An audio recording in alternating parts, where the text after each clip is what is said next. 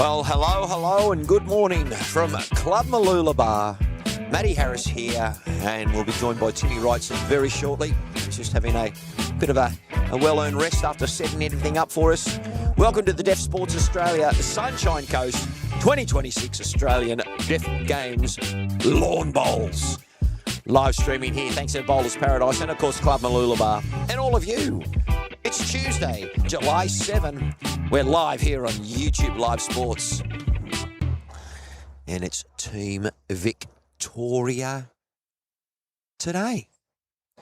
The crew from Team Victoria are ready to enjoy, and we will bring back our little poster. But there's the draw for today. 9 till 10:30, an hour and a half. So welcome wherever you've come from today. You are part of the Deaf Games, and that's obviously a demographic of who we've got. It's Deaf Bowls, and the sport is lawn bowls, of course, and that's the timing schedule. So welcome everyone.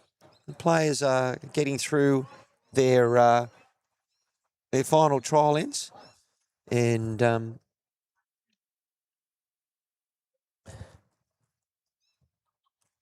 little bit fresher here this morning, so our cameras are just making sure they try and reconnect and get all things happening. So this is just the final trial end. They're on, obviously you can see a very close ditch rink. What would have been ideal was for them to maybe set up on 9 this morning, but they've had the draw, so they're going to keep this this rink going. Yeah, welcome everyone. Thanks for joining us. Put a bit of a chat in the comments, and we're just still trying to make sure all our cameras are working at the moment. I believe maybe one of the cables might be out on this camera there at the moment, so just bear with me as I just get through. And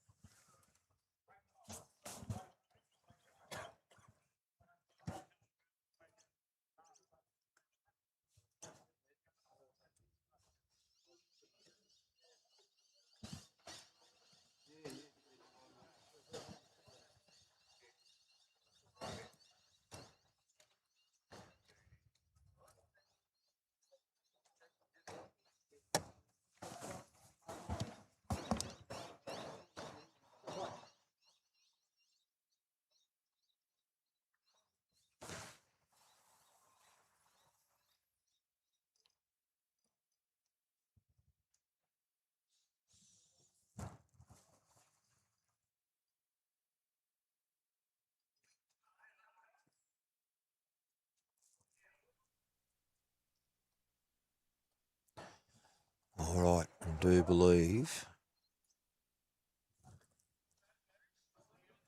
our camera is almost ready to go.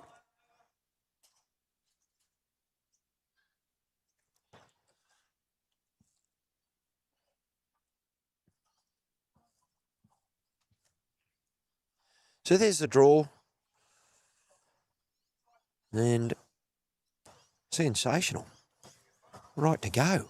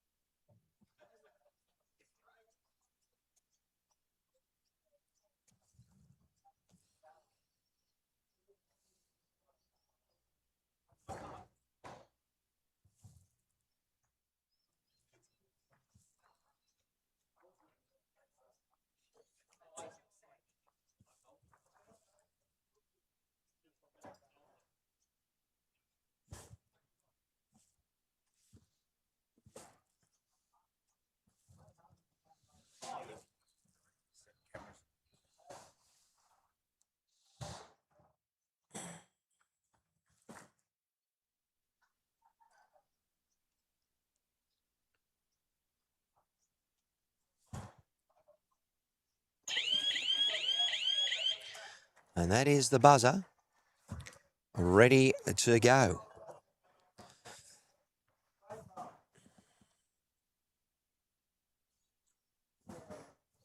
You can sit there or there. I'll stay here for a moment if that works.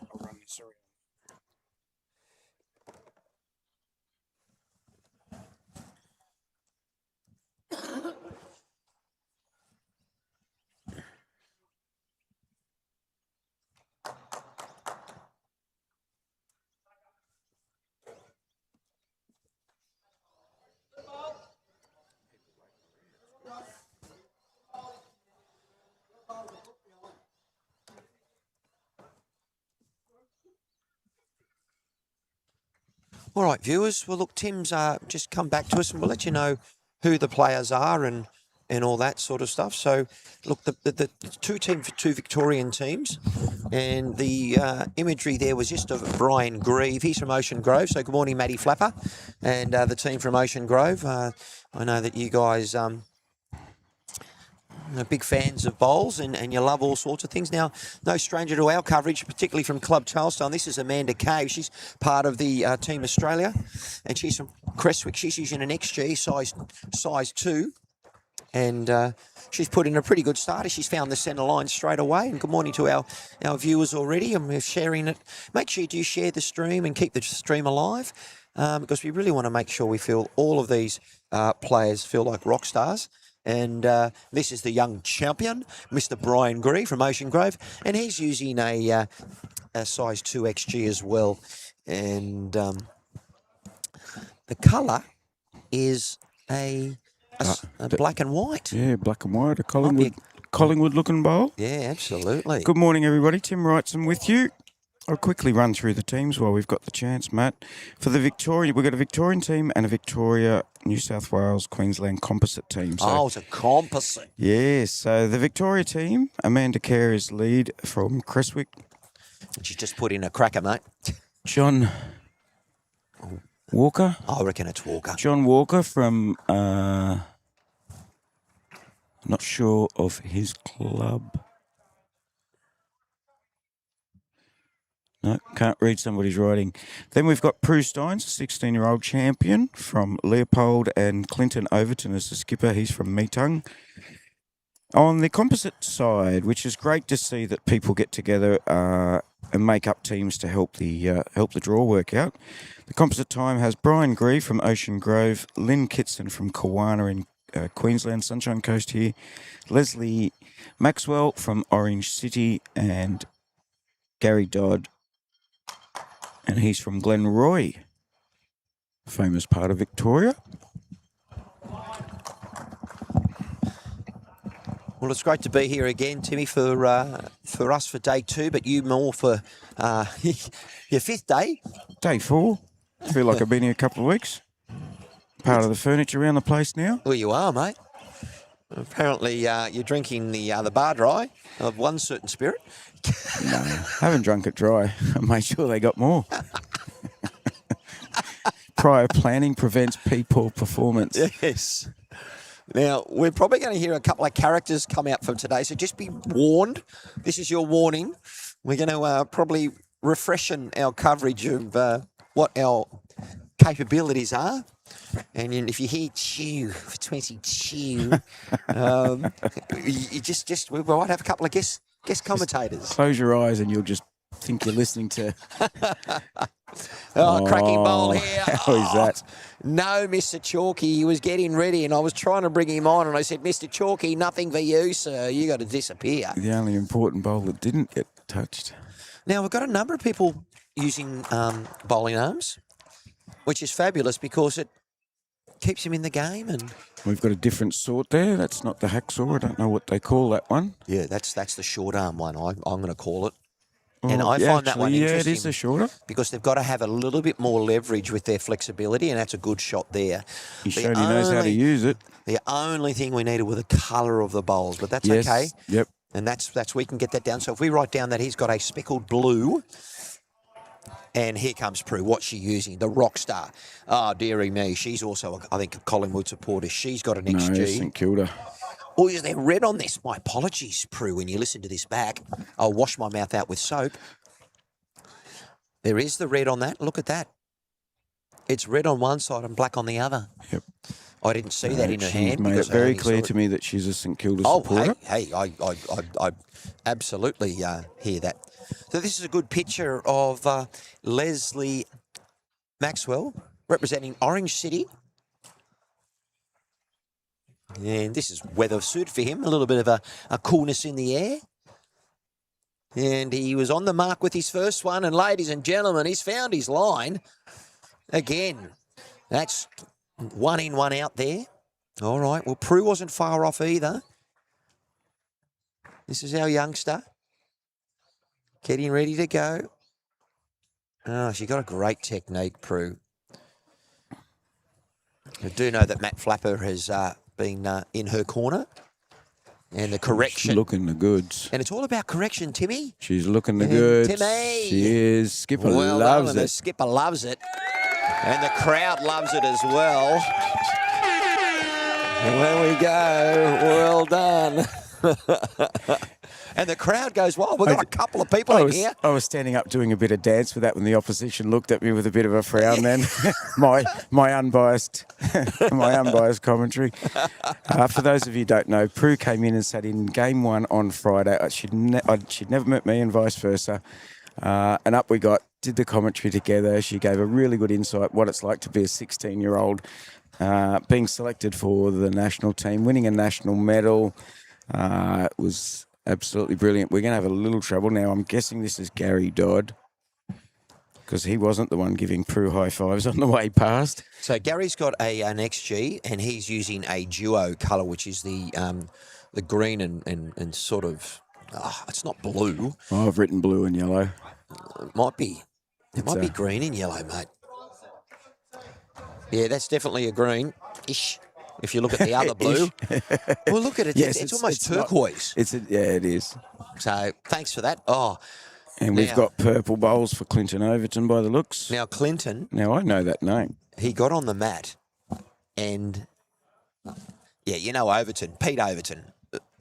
Oh, maybe no, Clinton from the Overton. Channel 9 News. No, National News. being from the. Oh, you're bringing out the Greg That's Ritchie right, now. Yes. Mahatma Coat. Well, golly gosh, show you over, and I tell you what, he's done it as well. Oh, we better give him the cheer as well. We'll call him Even Stevens. I told you we're bringing the A game today. The crowds get really warmed up. I've had them out there warming them up. And it is great to see we've got some viewers already. Thank you very much. Please let your friends and family know. If you know anybody from Creswick, Leopold, Meetung, Ocean Grove, Kawana, Orange City or Glenroy, and one other that we don't know the name of, I can't read the writing. That last bowl, mate. Gary Dodd's bowl. Needs to sit that one out, Clinton does. Yeah, let those people know that their teammates are out here playing.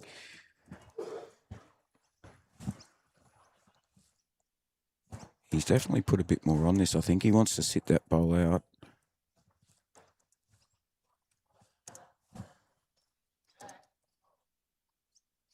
Yeah, the weight was beautiful. And it's we're going to call them the Victorian team, and we'll just call the other team the composite team, I think. Yeah, well done. 1 zippity doo-dah to Clinton Overton's team.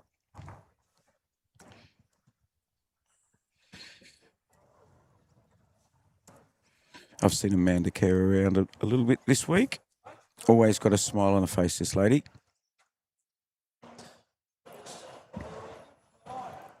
Well, what do you reckon the temperature is, Timmy? I'm guessing off the top of my head. I'd say it's high teens already. There's just a little bit of a chill in the air, a little bit of breeze. But off the top of my head, yeah, I'd say 7.2. Feels like 12.9, roughly speaking. Yep. Yeah, don't want to be too precise with that. Now, we're getting up to 21 today, and we'll have a shower or two, which won't affect us under the lovely facilities here at Club Mooloolaba. Amanda just rolling into the ditch there. We're going to try and squeeze 12 ends in. And we will, we've spoken to Graham from Club Mooloolaba. He's going to provide us with an updated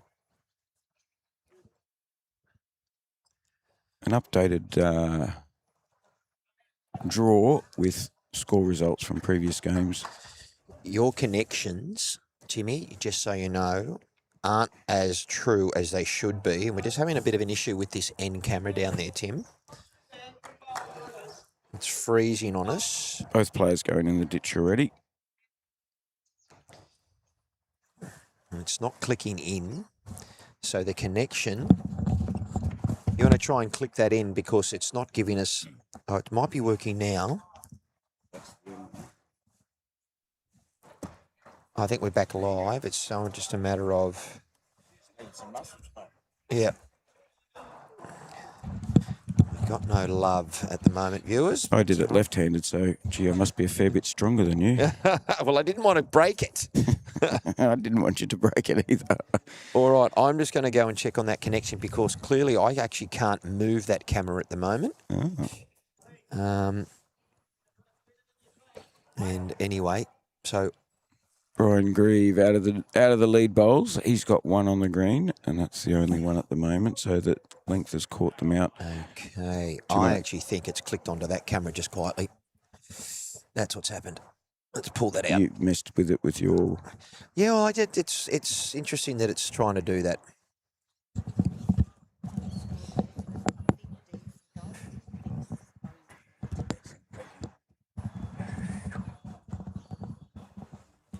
There we are, we're back.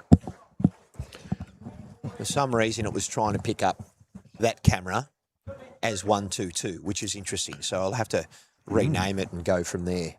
122.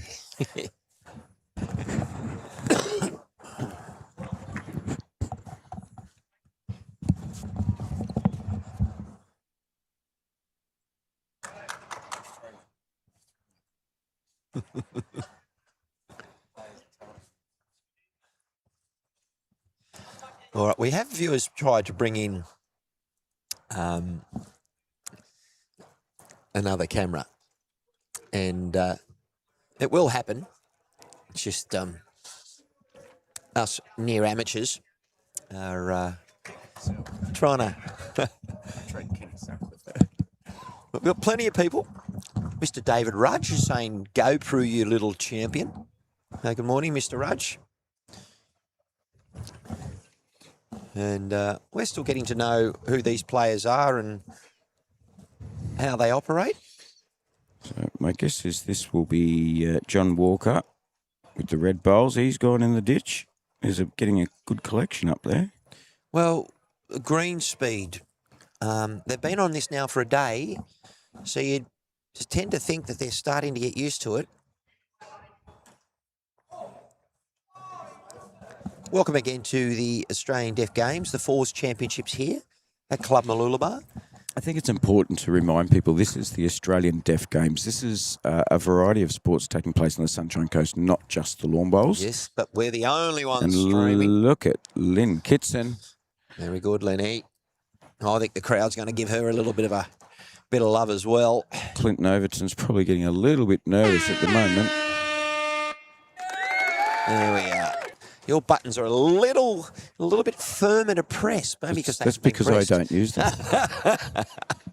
I pushed it. Went, where's my applause? You've put my roadcaster into shock using all this extra technology that I leave well alone. Well, it's well and truly. So Prue needs a goodie. Prue needs a goodie here because I don't think they've got a bowl. They don't have a bowl on the green until now, and that's Jack High. Lovely weight.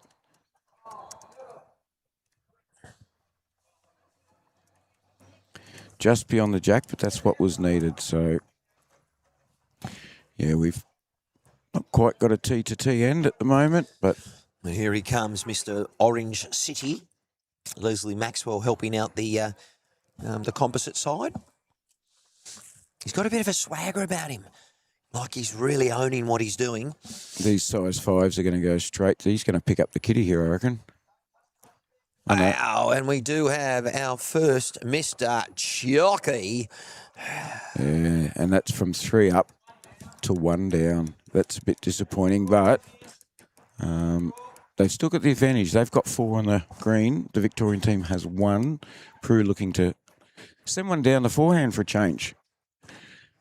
She sent it on its way. She stays down. See how Good many agility. The line is very good. She just got to miss the green, and she's going to get a chalky as well, mate. Oh, ladies and gentlemen. Nostradamus. Chalky walkie all over it. And a big kiss. Blows a kiss from Clint Overton. Now. The problem She's shaking her head, walking away like, don't blow kisses at me in the middle of a game of bowls. Yeah, but now we have to adjust the frigging camera. Thank you, Prue. We're all over it. And now we lose the people on the upper of the screen. Yeah, you won't get that. You can only get so far. There's a garden behind us and chairs and so forth, so you won't get any further. I've seen that. Anyway, all good. It's the closest we can get at that end. The other end's good. Yep. And that's the thing to consider, folks. I know sometimes you might see things that aren't the way you like to watch your sports and things. We are restricted by every location that we do live stream at. It could be pot plants. It could be if he needs a bit of contact a grab here, rail. Yeah, that'll give him second best. Yeah, he needed that, and he's pushed Prue's first into the ditch. He needed that little touch that was going in the ditch otherwise. So he needed the door stopper. They're all loving it. I told you he's a cool cat. He's putting his fingers through his hair, viewers. I know you can't see it, but this is Leslie Maxwell. Look, I'm not going to embarrass the people at Orange City, but I'm going to say, when you've got a name where you don't know whether you're a woman or a man, of course he's going to rub his hands. Well, it's Leslie. At least my name's Matt. There's no girl called Matt, and there's no girl called Tim. But Leslie... Someone say there is a girl called Tim. Kathy? You see my gear, she would for sure. Yeah, 2.2 degrees in Mount Gambier at the moment. Feels like 0.5. This is the famous Clint Overton, who has a brother named Pete Overton on National News. Here he comes. Bowl's on its way. Yasrovic's just trying to get second shot, but he does not want to plant the bowl jack high to give them a chance to sit. Needs a little bit more courage on his previous. And he's just looking at the green thinking there's something that my bowl's running over that's just not cricket. Pretty sure that... What a great viewpoint we've got here. We're on the ditch rink. We get a really good opportunity to watch it. That line was beautiful. It was. We're going to have the team manager for Victoria come and join us in a little while. And who is that? Keep that. And it just so happens that is Prue's mum, Donna. No, it looks like we're going to get... We're going to change her over on We're this. going to get...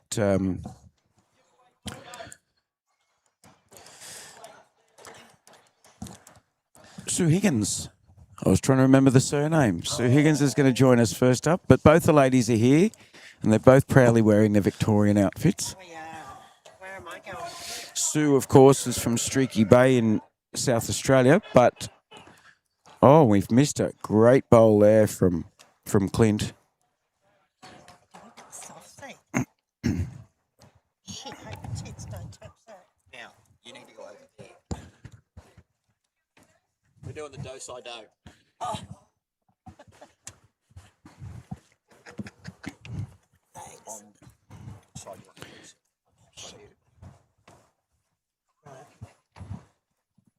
You're not on yet. I do just want to promote a Streaky Bay bowls event later on. You do whatever you like. I will. I'll watch the bowls too. Okay, folks, we've missed the score on that one, but hopefully we'll get an update.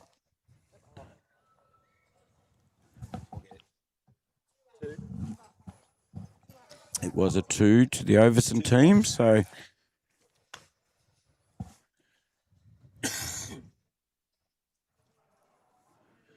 So very welcome to you, Sue. Hello.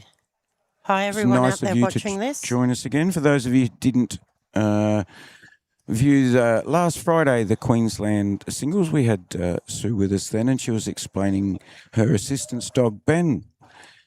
How is the young fella? He's had a morning of a sleep in this morning. I left him home with Dave for a little while. Very They're good. here now, but yeah, bit of a sleep in. Very good. It's exhausting watching bowls for him. We all need it, yeah. So we've had a good start here for one of the Victor. We're going to call them the Victorian team and the composite team. We do have one composite, don't we? Because we've got a Queenslander and a New South Wales player in the other team with the two Victorians.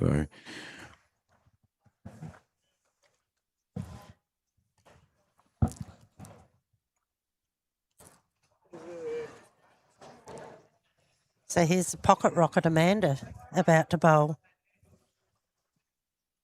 I played in the AO with her in the multi-disability ladies pairs, Very good.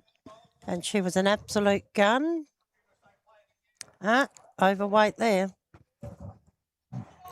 Skipper won't be too upset.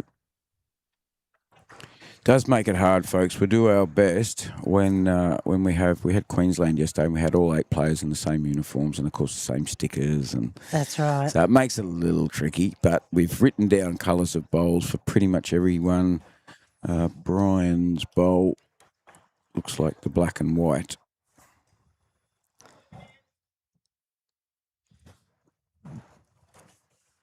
I think, is Brian, he's a new Victorian player. I'd only met him for the first time at these games.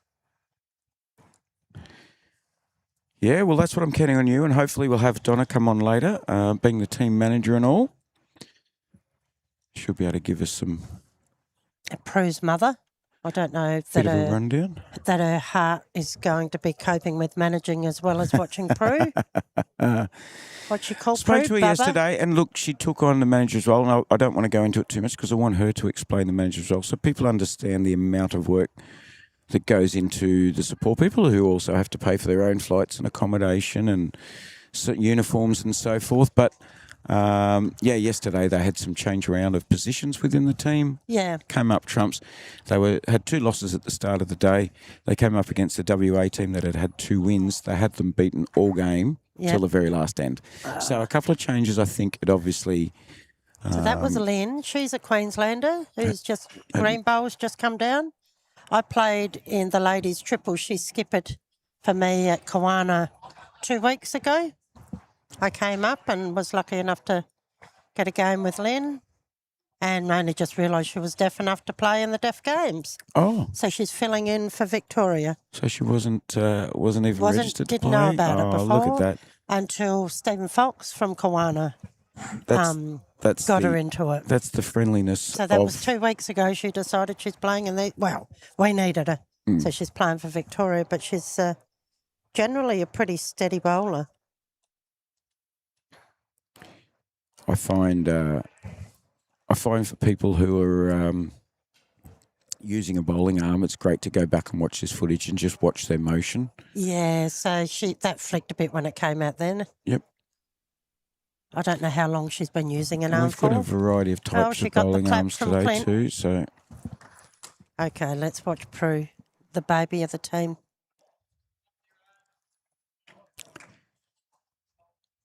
What was the conversation that Matt had? She's got a Kelsey Cottrell style, I think he said. to match the shoes. Yeah, she's bowling like Kelsey. Yep. And she's got shot. Well done, Prue.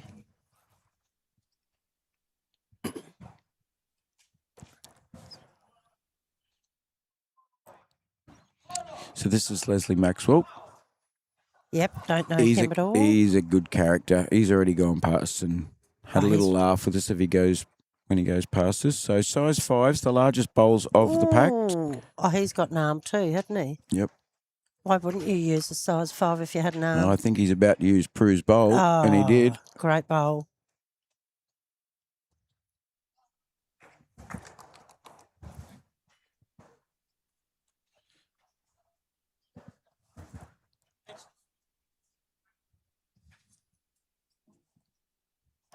So we've got Donna pacing the cement behind us.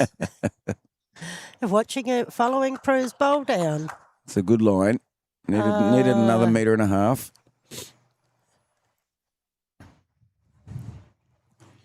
Les is going to stay on his backhand here.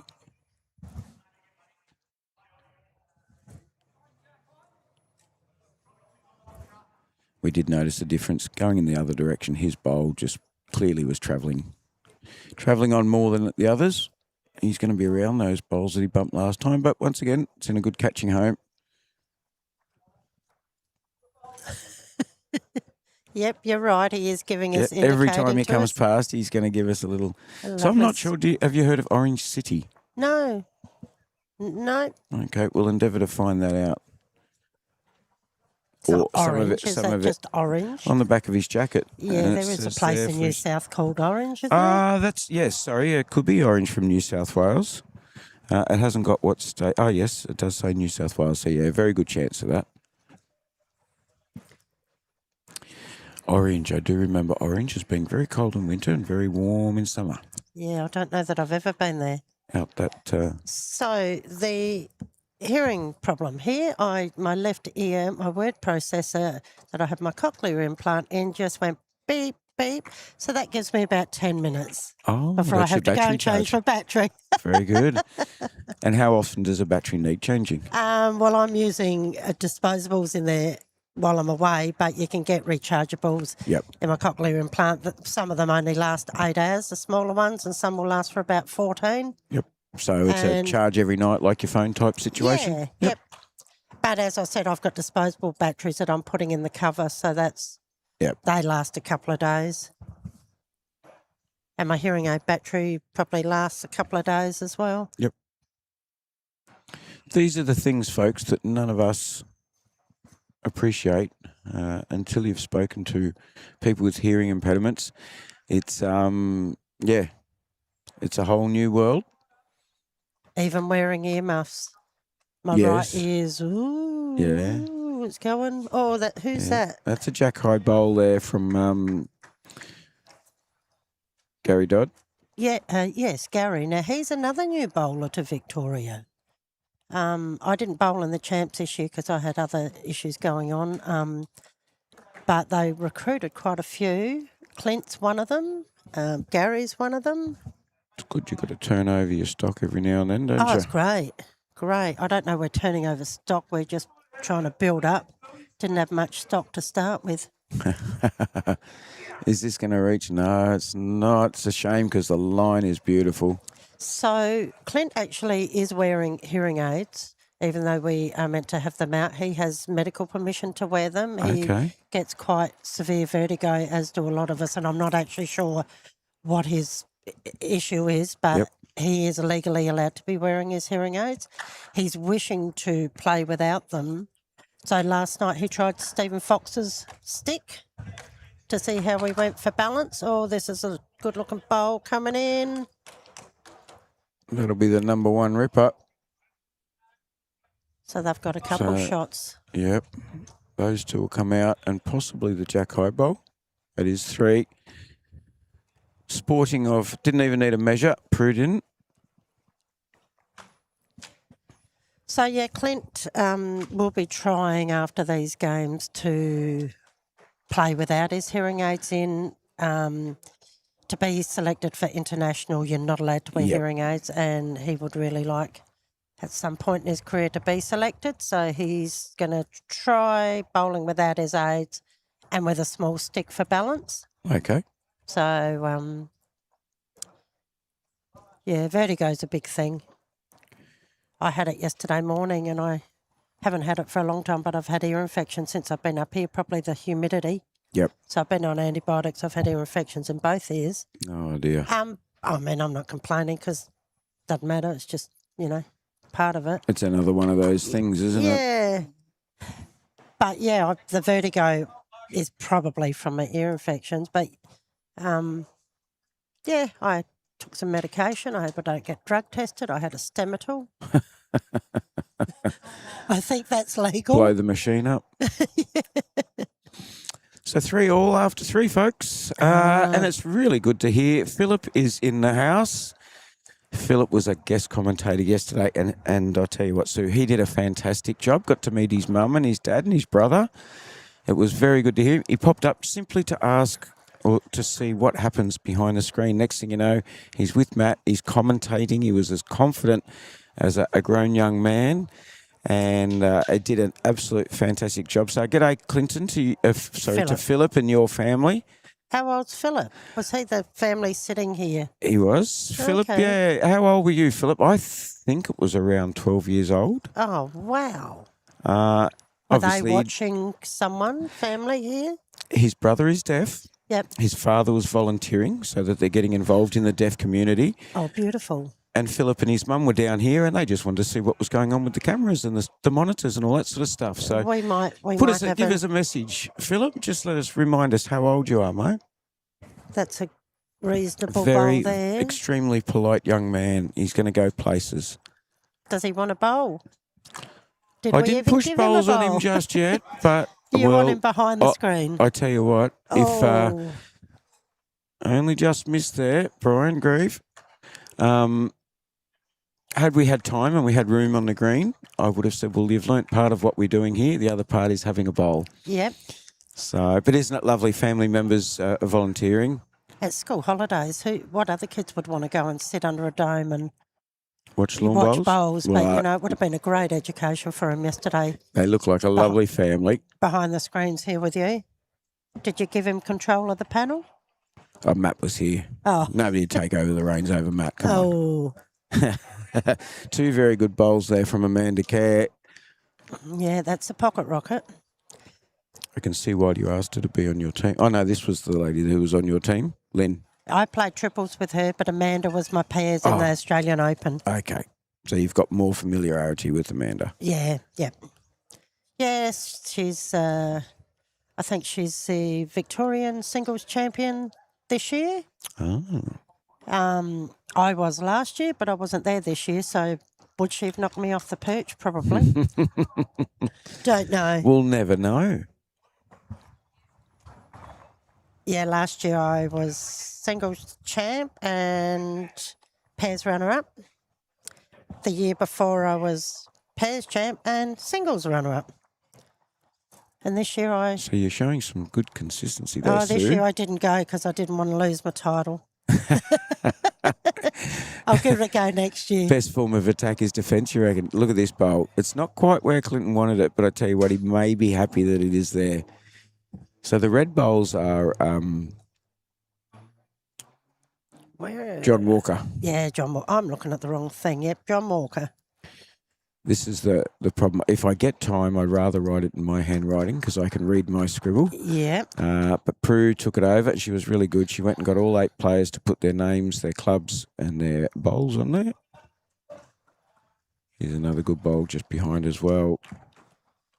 That's from Lynn, the Queenslander. It does give the Vics a target because that's the bowl they need to beat there. And if they use it, drop in directly behind the jack, all the better.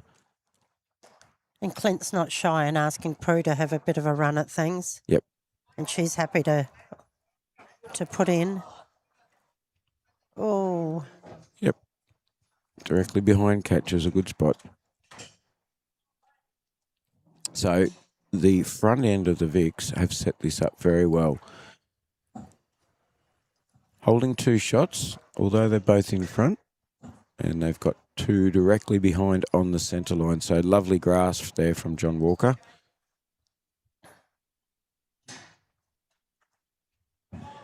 Les from Orange City.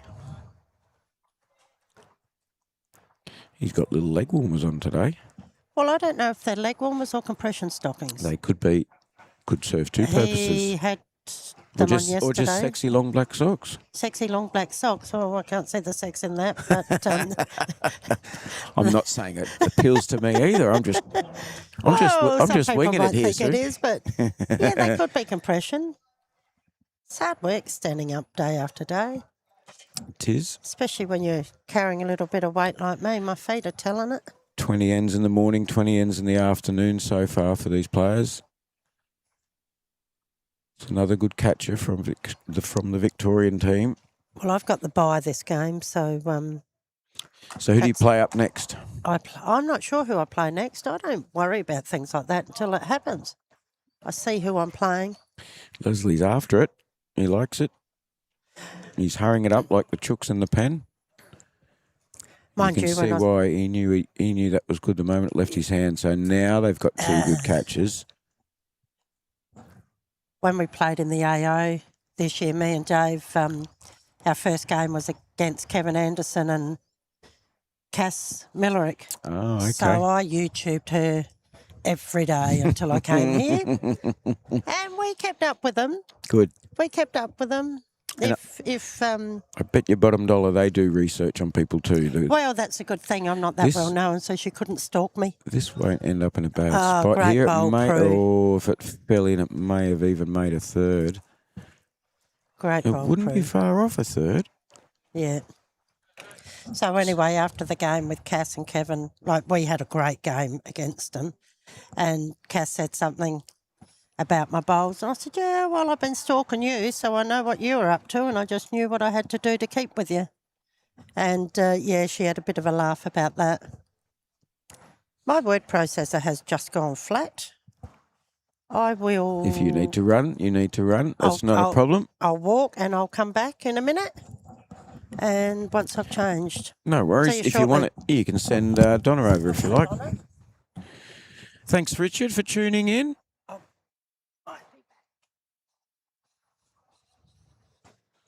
It's good to see so many people getting involved in the live chat. Doesn't cost anything, and people love to get involved. There's always a bit of banter, so I'll just warn you. We get a lot of regulars that come on, and they love the live chat. They're very welcoming. As soon as you start to banter, they'll join in with you real quick. One big happy family we are here on the live chat. I encourage it. I encourage lots of positive comments. Another bowl behind. So Amanda Kerr, the lead for the Victorian team, still holding two. For years, I went by the saying, if you're playing in a game of fours where there's a total of 8 players and you're the lead bowler and your bowls are still holding shot, you've done something really good. Here we go, a bit of positivity here. Is there going to be, a couple of millimetres from touching there. So it's still got 2. Nice and safe over to this side on the forehand. Good communication between Prue and Clint here.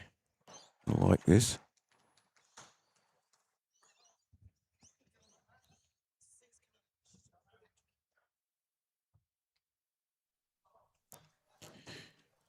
Yeah, no need to get too close to it. But I tell you what, he's only a foot through.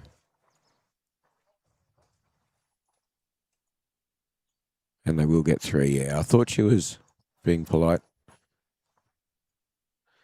Yep, and as you see there, folks, the players will look at each other.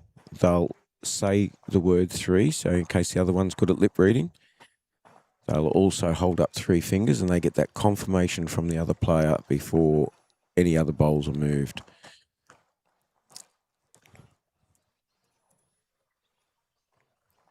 Four ends down already. We're going to rip through today.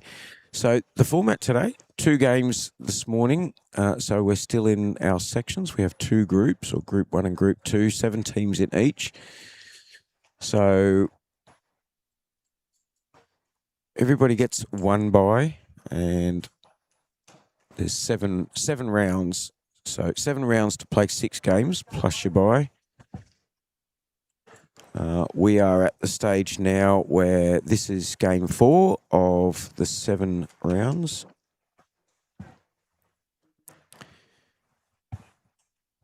Welcome back, Sue.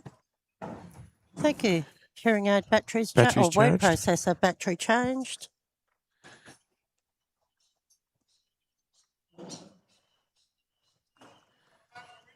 So this is round 4, as I said. 4 and 5 this morning. Then there's a separate link on YouTube Live Sports for round... this is 5 and 6 this morning. And then there's a separate YouTube link for round 7, which is after lunch. After that, we'll run into the winner of Group 1 and the winner of Group 2 will play off for the gold medal and the... Yep, nice bowl there from Brian Grieve. So this afternoon we have round 7. Then we have the winners of Groups 1 and 2 and the runners-up of Groups 1 and 2 to play off for the medal matches. Are you a chance of being in there, Sue? How many out of 4 yesterday? I had 2 wins and 2 losses. Yep, no buys yet. I'm 4th. My team's Currently 4th in our section. So, yeah, we've got a chance. We've just got to... Amanda, who's just bowled, she has been selected to play in the international game September next year at Charlestown. She's playing in the singles. What's the international games? We had nationals last year and they selected teams for the World Games. Yep. And Amanda won her singles in the nationals, so she's been selected to play as a singles only in the World Games in September 26. Shown a lot of promise 27. then. Yeah. Prue's in the game. She's been selected. Victoria had quite a few players. Robin Larkin from Victoria and me are playing in the pairs in the World Games. I'm skippering. Robin's my lead. Kate Lease from West Australia is skippering the triples, I think, for World. Prue might be in the triples with her. Most of those players are here. Yep. They have to be. It's compulsory. If you are selected, it's compulsory for other events to be played. You've got to commit. It's a good hit out, and it also gets camaraderie within, even though there may be opposition players at the moment. Yep. They won't be in that tournament, and it's good to have that little bond before you So get there. Friday we'll put our teams together. Yeah. So say, for example, you came up against your pairs teammate in this event. It gives you that other perspective, not just playing with the person. Yep. See how they knuckle down when you play against them. Yep. You see what sort of... I played Kate. The old Kate saying, Lees you get a bit yesterday. of mongrel out of them. Yeah, Oh, so there you go. You played against her. Yeah, I played against her. Fantastic. I think that's and then really she'll good. be playing. She's my third. I was lucky enough to score a gig. I'm skippering the pairs and I'm skippering the fours. Wow. For Somebody World. thinks you're pretty good. No, it's not. I just someone like me. You paid the most money, did you? Yeah, You bribed the selectors the most? No, I just the selectors obviously liked me, and they were random selectors. We didn't know who was selecting. Oh, okay. That's an and interesting I'm just process. nice to everyone. So Well, that's good to have random selectors. You don't. It probably cuts out a bit of the bitchiness and you've got to be up the to dramas bowl. that we all. You've got to be up to bowl, but you've also got to be compatible with everyone else. It's hard if you can bowl and you're not very compatible. No one wants to play with you. So Lynn Kitson here, looking to add 1.5 meters. The composite team's holding possibly 2 and a measure. Well, they're she's definitely doing holding at not a least bad 3 shot now. there. Definitely holding 3 now. Very good. So a bit of work for Prue. Yeah, I don't know sign language, but I'm pretty confident he just said, "What do you see?" Went like this and then pointed at Prue. Clint doesn't know sign language either, so some of it he's making up. But he learned a So lot of he's swear doing what words I would last have done. night. I butted in on a conversation where some of the ladies were teaching him how to swear. Oh. So, of course, me and Dave stayed around to learn, but I've forgotten it all this morning. Come on, Prue. Oh, cracker. Great That's effort. good. She's got to the back. Yep. And look, she's made it much more accessible now for her second bowl and also for Clint when he comes up. Here comes the ever-smiling Leslie Maxwell. So good result there for Prue. Still could be 3 down, but I guarantee you she'll like the look of it a lot more now. Yeah, that's the problem that Leslie found there, that a lot of them found on day one. This side along the ditch catches people out. Well, I reckon yesterday there were a few going the opposite way that were ending in the ditch. Just, The side ditch here? Yeah, It copped a yeah. bit of action yesterday. a bit like Bermuda Triangle. It was dragging them out of nowhere. And Prue's found the same thing, but see, there's a bit of extra weight as well, so we can't blame the green at all. No, the green's lovely. That would have Yeah. come back to the centre line had it not touched the blue bowl there. So maybe it's just that everybody's just putting it down a little heavier Yeah. on that ditch side. No, the green's really lovely. They've done a good job of it. During the AO, some of the green, well, it wasn't the green's fault, it was the weather and there was grass and the rain and, gee, they were heavy. I played at Paradise Point on the Monday, the first Monday of the singles. That What was the won't speed promote there? anything enough. Well, I asked them, because it was raining on the Sunday evening when I arrived for a bit of a roll-up, and there was no point practising under the roof at Paradise Point because I was playing all 3 games out in the grass. And they said, no, the grass it's absolutely running. It was at 18 seconds on Friday. And it was about 14 on the Monday morning. Yeah. So luckily I hadn't had a roll, to be honest, too early. But, yeah, we've had a really uncustomary wet June. I struggled. Normally the rain's finished up here by the end of May. I struggled with the weight. Like my draw bowls, I was having to practically do a drive shot to get up there. And I just lost all ability to put in a decent draw bowl. So I do know I've got a lot of work to go home and work on. Yep. Have to start a bit of a fitness regime, I guess, try and build up my upper body strength, my arms, and it was hard work. It's good to include everything and not just go out there bowl after bowl after bowl after bowl. There's other things. Going for a walk can help with your bowls. It's just might improve your stamina and iron out any little niggles. I'll give a shout out to my neighbour in Streaky Bay, Kelly Coombs. She's I'd like to think she's my own private massage therapist, but she won't travel with me. I book in about every 4 to 6 weeks and I go there and I don't even need to tell her what I need working on because she can see the way I walk in and she sorts me out. Absolutely wonderful service there. This looks like it'll make it 4. It will. You know, if someone like XGs or Aeros or someone wanted to sponsor me, well, I could probably cart Kelly along. Massage therapy doesn't come in under my NDIS plan. No.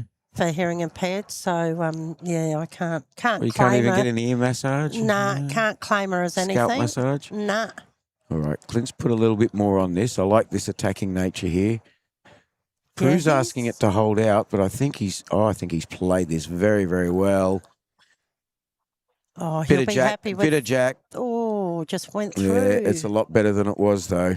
It's not 4 down anymore, that's for sure. Maybe shot. Yeah, well, Leslie's saying they're down. So Clint has just saved them 4 shots. 5-shot He'd be happy turnaround. with that. Very, very good. Both these skippers have put some absolute bombs in already in this game. He's got a nice clear path on this side. If he can get to the green bowl, promote that green. Oh, this isn't... He wants to be a... No, he's cut. Yeah, it has. Yeah, Leslie wanted him going the other hand, I think. So what have they got? Yep. He's conceded Clint's bowl is the shot. He's 1 to the Victorians, so they get another one there. Yeah, he'd be happy with that. I love a close game. And when the opposition, the team that's down by 3, is holding 4 with 1 bowl to come, you do hope that it goes well.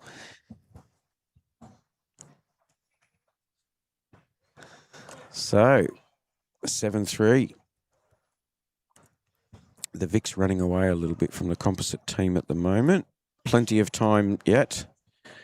And saying that, there is potentially 2 international players in there, Prue and Amanda. So you would think on paper, but as I said, I met Clint during the Australian Open, but Greg, I haven't really seen them bowl, so I'm not sure what the skippers are like. But I played Clint in the singles and he beat me in the deaf, hard of hearing section in the Australian Open. At the Oz Open.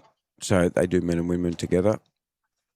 Yeah. How many total entries did you end up in? Because that was a new category this year. It was the first time. I reckon there were 36. That's fantastic singles. For the first year. I guarantee you that number will go up. Michael Barker was the eventual winner, and he played against Andrew from New South Wales. But yeah, no, it was very good turnout. And we played in the mixed pairs in the multi-D. Oh, good. But eventually it'd be nice to have a standalone. Now, I've noticed Amanda wasn't as accurate or not as close heading the previous direction, but going this way so far, she's banged 2 rippers She has said she's in a struggled row. up So here. it just may be, see, the background can make a difference. The background down that way from behind the bowlers, as you can see there now, it's quite glary. You're looking straight over the river and the houses on the other side of the river there. And then when they come back to the clubhouse, it's the absolute opposite. It's quite dark under the roof. So because you've got a darker wall and there's no lighting. So it could just be that some people's eyes are just better. And there's the proof. She's done 2 good bowls going this way. She's has said that, like, she's had a few practice runs and she hasn't been happy with herself, and she's an absolute perfectionist, but she's had some coaching from a different coach this time, and then I think Barry Lester was just talking through a few things. So I'm wondering whether she's changing something.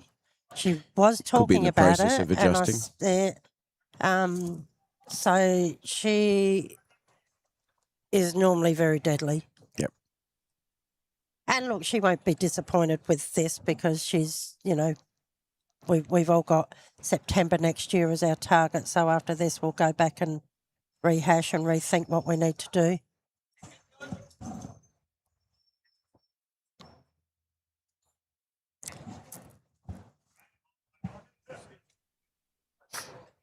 So if we're not talking about the bowls, I'll just have a bit of a spruik out to Streaky Bay. Go for your life. And I'll Don't you run away on me you did the other night. No, I'll just forward Kathy an email with an updated scoreboard, which is good. But whilst you're going to talk about Streaky Bay, big g'day to Kim Yabby Wakefield. Oh, yes. Former work colleague and opponent come round robin time, as we just see. That's Lynn's bowl. That's Lynn's bowl. So the composite team now holding shot. So you go for your life. You talk about Streaky Bay and the bowlers. Yep, I was just going to talk about May. The first week in May, Streaky Bay have a bowls carnival called the Whiting Carnival. People from all over Australia come. It's 6-7 days. Starts on the Sunday. We have men's mixed fours with a men's skip. Well, then we also have during the week, this isn't in order, mixed fours with a ladies skip. We have mixed pairs. Men's fours is on the Saturday. That's the last day. And then we have a ladies fours. It does fill up pretty quickly, and some of the people from Mooloolaba have asked for flyers for it, so I will get some and send them up here to them. But it's a great carnival. For travellers that come to, here's another great bowl from Lynn. Lynn holding 2, so she's taken Amanda's title, heading in this direction towards the clubhouse. She has. Prue will sort her out. You see Ben's in the house. Oh, yeah, Ben's in the house. Ben's in the house, and Dave. I will do my best. If Streaky Bay's interested, I'll do my best to come down and live stream that event. That'd be wonderful. It's a lot of people come north for winters. A lot of Victorian, South Australians and New South Wales residents head up here and spend their winters. I've been lucky enough to do that the last couple of years, having family in both locations. And so if you're down in the southern states during summer, where a lot of people do too, we see so many more caravans and so forth during the summer months. Down south, there's another thing. You could spend all of March, April, May in South Australia, because Pennants normally finishes towards the end of February. We go a little bit longer, but yeah, there's other so carnivals. many tournaments all throughout South Port Australia. Lincoln, Kimber. There's a lot of other tournaments. Have a look at this ripper. Is it going to get a chalky? I believe it is. Oh, Clint's pumped up. The crowd's roaring, the hands in the air. You know what the hands in the air is about. I do. Yeah. That's a clap. That's Pointless that's clapping deafies when they haven't got the hearing aids in. They can't hear universal one. So this game just taking little turns. It just shows perseverance. Everybody's continuing to do so. So, folks, yeah, if you're travelling South Australia, I strongly recommend, if you're a bowler, March, April, May. Of course, by May, things are starting to get cooler. And I reckon after clubs May... shut up. Clubs shut up after May. I think it goes on up to the Riverland a bit. Yes, they do. The tournaments happen up there. We haven't done that. The Little Baby Desert up there at the Riverland, and also August, very early September and August, a lot of Riverland tournaments. We haven't done the Riverland. I've done. Don't like the cold. I've done Renmark. Oh, look, honestly, you get 24-degree days, but you might get 5-degree nights. Yeah, that's freezing. So they are beautiful days. It's quite still. I did a couple of seasons where I went up to the Riverland. Renmark, I think there's 2 clubs at Renmark, and then, of course, Berry and Loxton and all that sort of area. Yeah. No, that'll probably be on my retirement plan. I only get 4 weeks leave a year, and doing bowling for Victoria, that takes up all of my 4 weeks just getting there for championships and nationals and stuff. I'm on leave without pay at the moment. Yeah, makes it hard. We've been up here, 7 weeks all up, we'll be up here, and thank goodness I work for SA Health. They were good enough to give me different types of leave to get here. Some of them was national bowls leave. Yep. And I do believe I actually get some leave for international. So the day when I'm training on Friday, I will get paid as an international day off. So very good. It's not much, but it all helps considering I only had 6 days annual leave up my sleeve for 7 weeks. That's, and that's what you have to commit to. If you're making yourself available for the team, you've got to commit to all that. The word team. I'll be 60 next year, so this is my last shot at improvement. So I've got to give it everything I can. And look at Prue's bowl sitting there. It's got a target on its back, hasn't it? It has, yeah. Yep, so Leslie's just guiding him, just guiding him on the backhand. He can get a better result on the backhand. What have we got? He's just going to cut, but I tell you what, his weight is really good. If he adjusts that line, that was his last bowl. 1 to Prue. And all of the players giving us good hand signals. So with the Whiting Carnival, we have a day off in the middle of the week, and our locals are brilliant. They get their boats in the water and take the tourists out fishing, and so if you're coming over and you're wanting a day of fishing when you're not bowling, we can probably...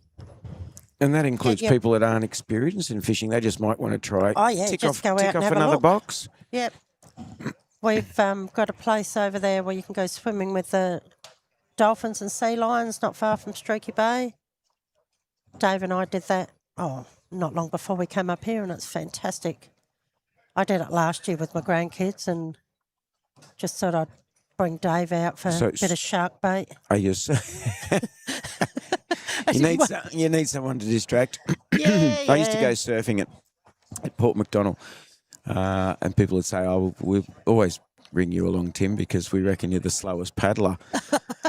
And we do get great white sightings. Yeah, we do over there too. But Amanda's done a ripper there. And I turned that little sledge about me being the slowest paddler.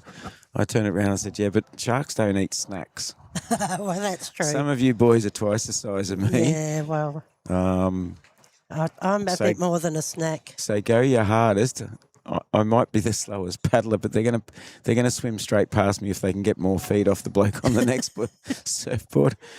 We had one day we were surfing down there, and it was I think it was late summer. Mum was visiting from. We'll call it even at this stage. Mum was down watching, and I'd actually got out of the water. My kids had got out of the water, and I said to Mum, come on, we'll head back to Mount Gambier. I was living up there at the time, and that afternoon, a couple of the boys rang me and said, "You're not going to believe it, about a half hour after you left, the two paddleboarders out the back saw a real big one." Oh, And there aren't too many small great whites because they're called great for a reason. But that's right. yeah, and of course I didn't tell Mum because that's the last thing she wanted to hear, because she knows when she comes back to Queensland I will continue surfing, and she didn't want to know that I was in the water. And that was on a Friday. Saturday, Sunday, Monday, our local newspaper started. It only went Tuesday to Friday, our local border watch in Mount Gambier. So there was no record of it in the media until Tuesday. Of course, the Adelaide News, which Mum was watching at my house in Mount Gambier, picked up the local news from me.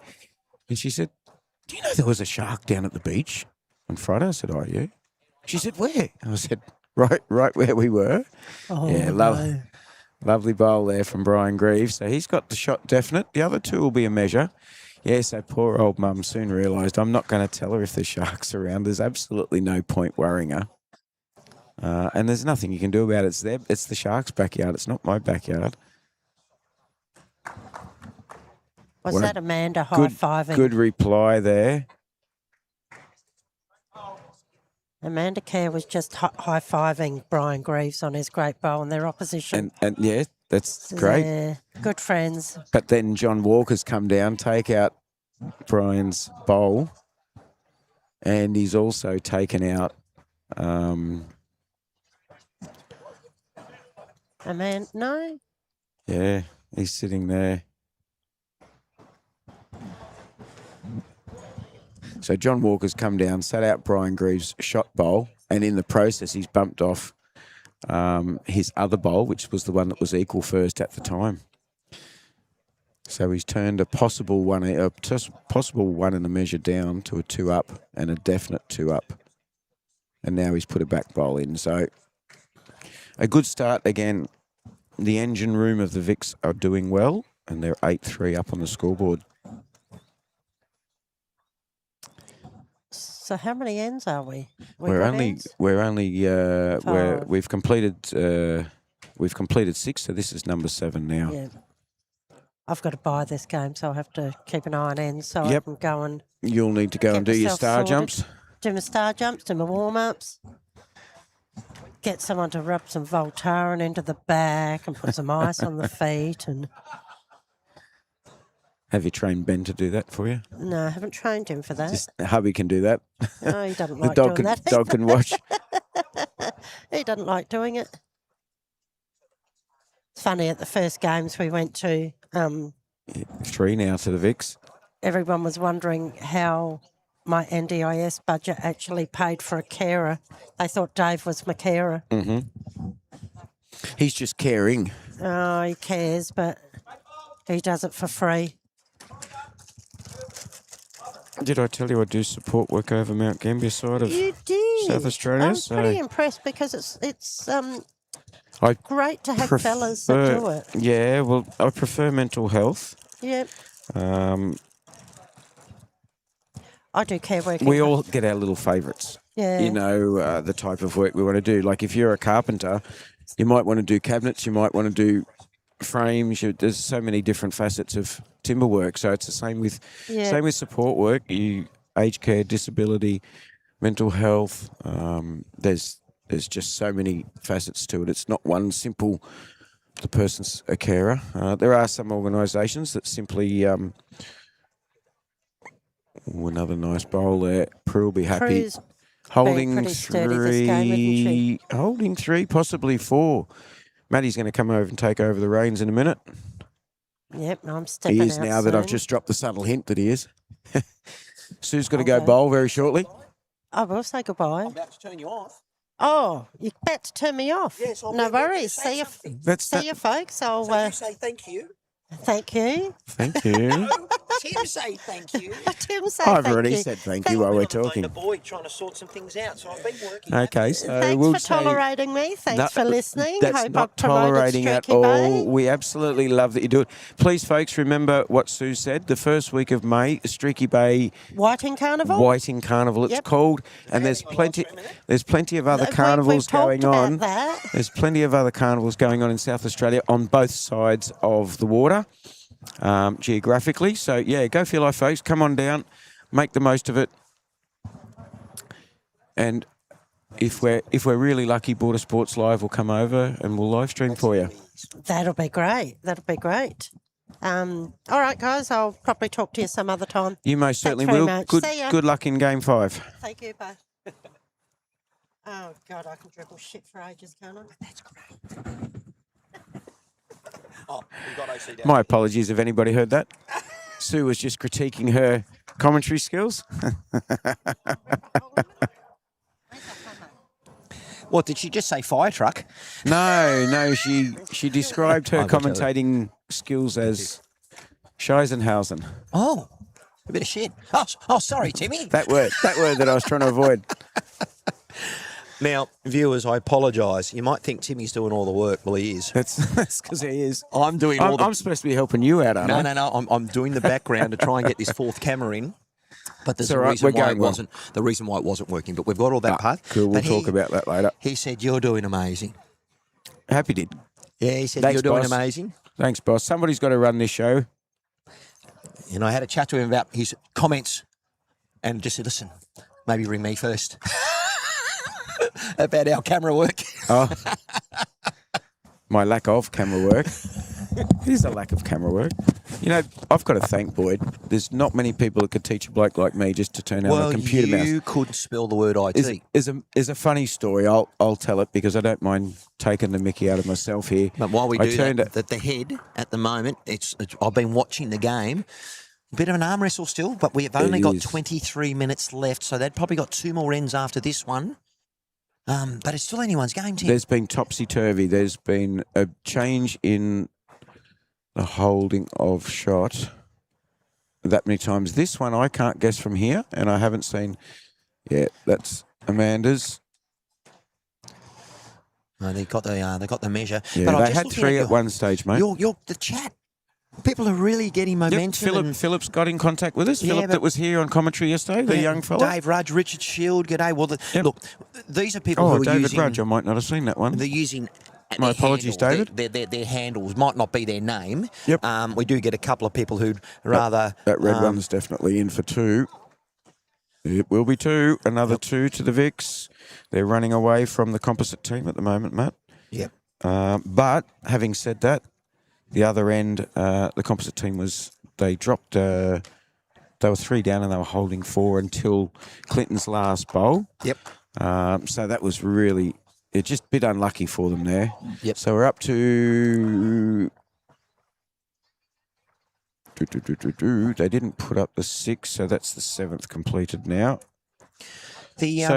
Look, I have not done any around the grounds, mate. I've been engaged with Sue. You weren't going to be able to because I was trying to make sure I could engage. Because where we are right now, we could really move for the afternoon our cameras to be almost over the top of the heads, and we could really get a close in view, and that's what I was talking to Boyd about, bringing that 4th camera in. However, I spoke to him about all the wonderful things that's happening here. We also, the wonderful tournament at Phoenix Pairs are getting streaming numbers through the roof. But we've got a huge number of presents. People are watching for longer. We've had a number of views this morning. People are using the chat, and we're sharing it. Please share it, please, as well. If you've got friends and loved ones, have a look at this. Even if it's just a watch for 3 minutes, and if you like it, you buy it. If you don't, well, there's no buying it. It's all for free. But it was all that. So I'm going to go... But if you're a bowler, and I mentioned this earlier, if you're a bowler and you have friends from Creswick in Victoria, Leopold, Victoria, Meetung, Ocean Grove, Kawana in Brisbane, Orange City, that'll be New South Wales, and Glenroy, please get on. Let your friends know that their club mates were on the live stream, because it is a lovely thing to be able to see your club mates who may play in anything from Division 1 to 9 at your club representing their state. This is not a happy hour tournament, folks. This is fair dinkum representative, and with the way the deaf bowls is growing, lovely bowl there, complemented by the skipper of the opposition as well. It's very important to get out there and congratulate and support your teammates that are representing their state. It's quite an honour. It wouldn't matter what category you're playing in. You're representing Victoria. Your Vic club mate should be getting behind you. Tell me, we did have a visual of the point score from yesterday? We'll get that from you. I've just been sent the email now. I've done it while I'm doing the commentary. I can notice that. I've received an email from Graham, the excellent bowls coordinator here at Club Mooloolaba. It's been sent to Kathy. She's going to update it with team names and PNG it, and it's going to come back to us. So hopefully she's in meetings, so she's fitting this in her own time, folks. We'll bear with it. Graham's promised us that one, and then at the lunch break, we will get another update. So after round 6, we'll have an update. When we start round 7 after lunch, which is a separate stream, we will have an update of how everybody's going leading into round 7, the very last round before the finals. So you'll all be able to have a look, see where your state's coming and see how far. There's some that we'll know by the end of this game or the following game. It's moving day. No, they get And the finals day. There'll be ones that know how well they're going and the ones that know that they probably aren't going to make finals. So they could make team adjustments and player changes just for a bit of experience. Same as a tournament. You might play at a club. If you lose your first 2 or 3 games, you know full well you're not going to make finals. Share the love around. Let somebody else have a go at being skip and somebody else have a go at... And great for experience.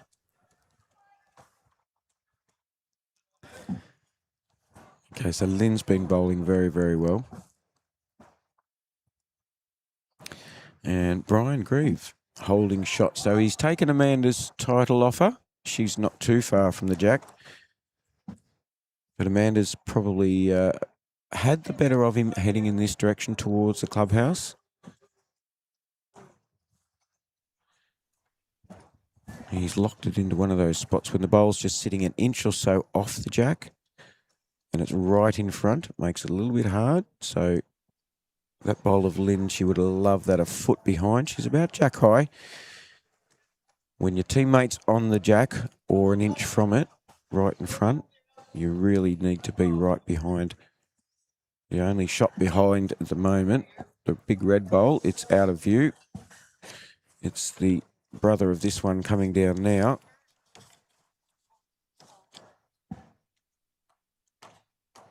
So there is one.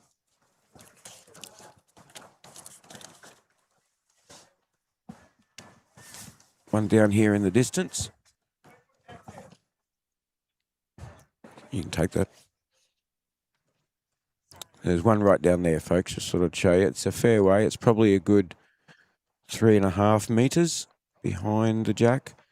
But if somebody gets a little keen and aggressive, that's a great bowl. That's the advantage. You can do that when your teammate's bowl is not touching the jack. There's no harm. No harm in making a little bit of contact there.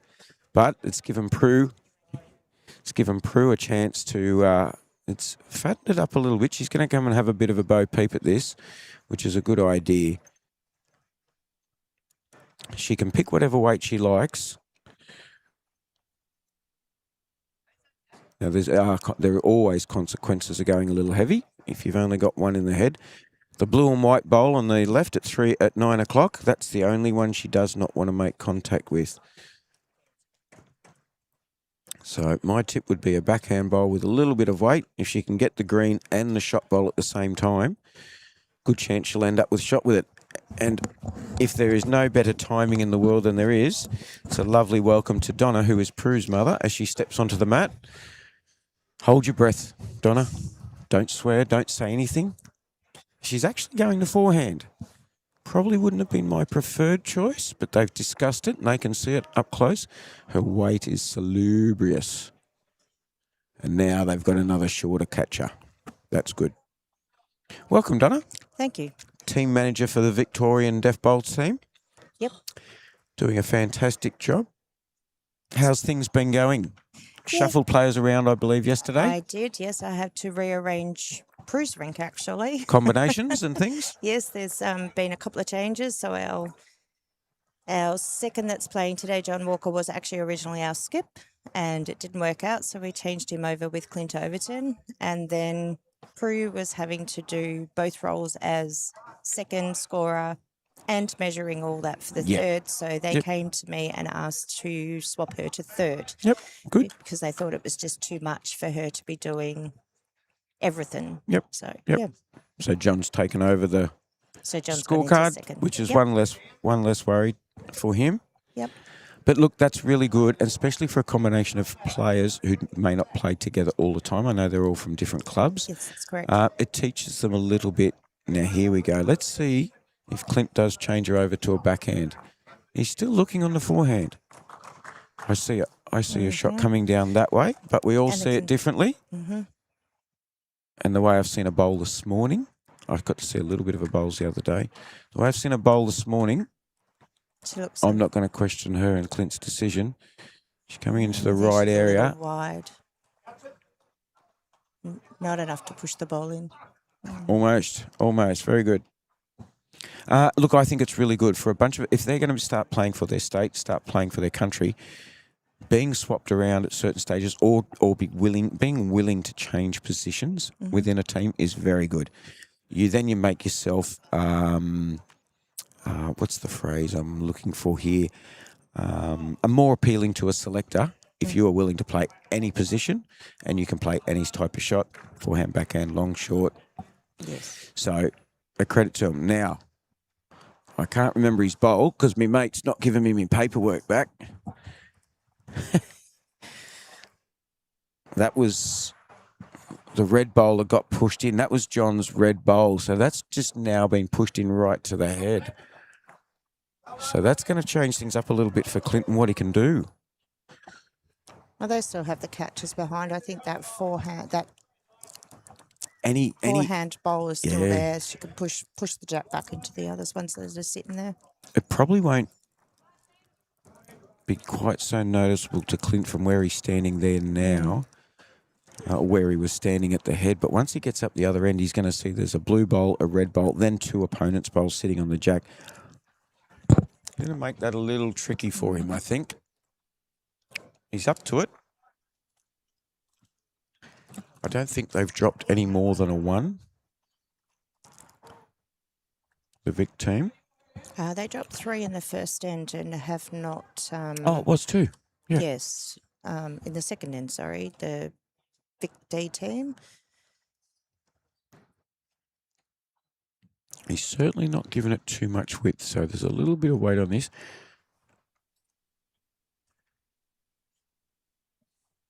Yeah, I like that weight. That weight will do the job. If he can get that green bowl,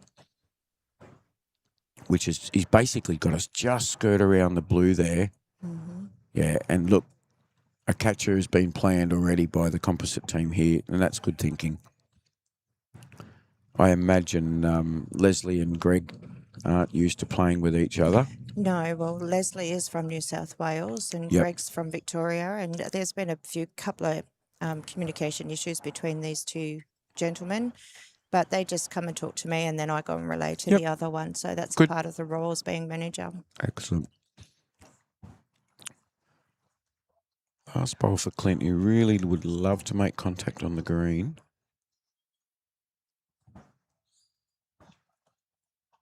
Again, he's got a arriving weight. I like it. I'm just going to make sure Prue, or she's going to do it to it. No, she's moved back out the way a little bit. Oh, look how close he went. That's a great effort. Very, very close.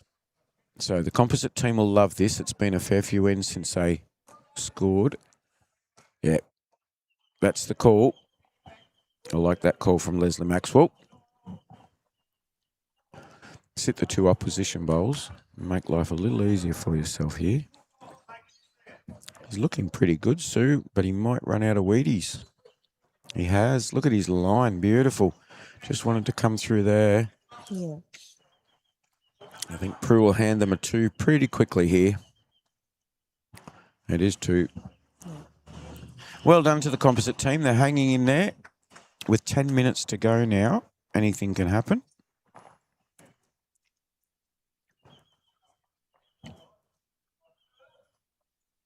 And the skippers are being very, very good to their teammates, just giving them the 10-minute warning. 8 ends completed. They do have 12 ends if they can, but I don't think I've seen a game that's got past 10 even.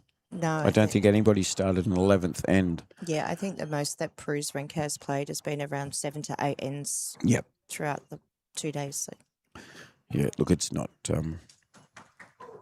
ideal, but there's not much you can do about it. You can only get so much done in so much time. So, yes. So you've got other family members that bowl? Yes, we do. The whole family's a bowling family, are they? Yes. Very good. So we all bowl for Leopold. Yep. Yeah.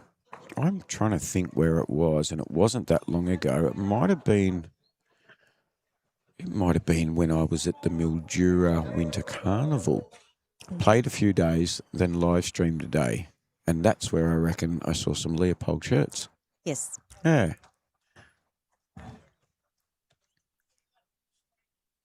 Got to know some lovely people from all parts of Victoria in that tournament. It was a very well-run tournament. Ready for Around the Grounds? Yep. So around the grounds, folks, I'll hand you over to Matty Harris.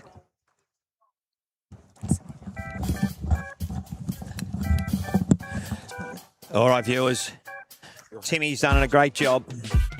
Around the Grounds, Rink 10, ACT 9 over Queensland 5. That's Ratford versus Hogan. Rink 11, Queensland Reed 11, New Zealand Lavelle 3. Rink 12, New South Wales Webster versus Victorian Mr. Barker 10-9. Battle of the border there.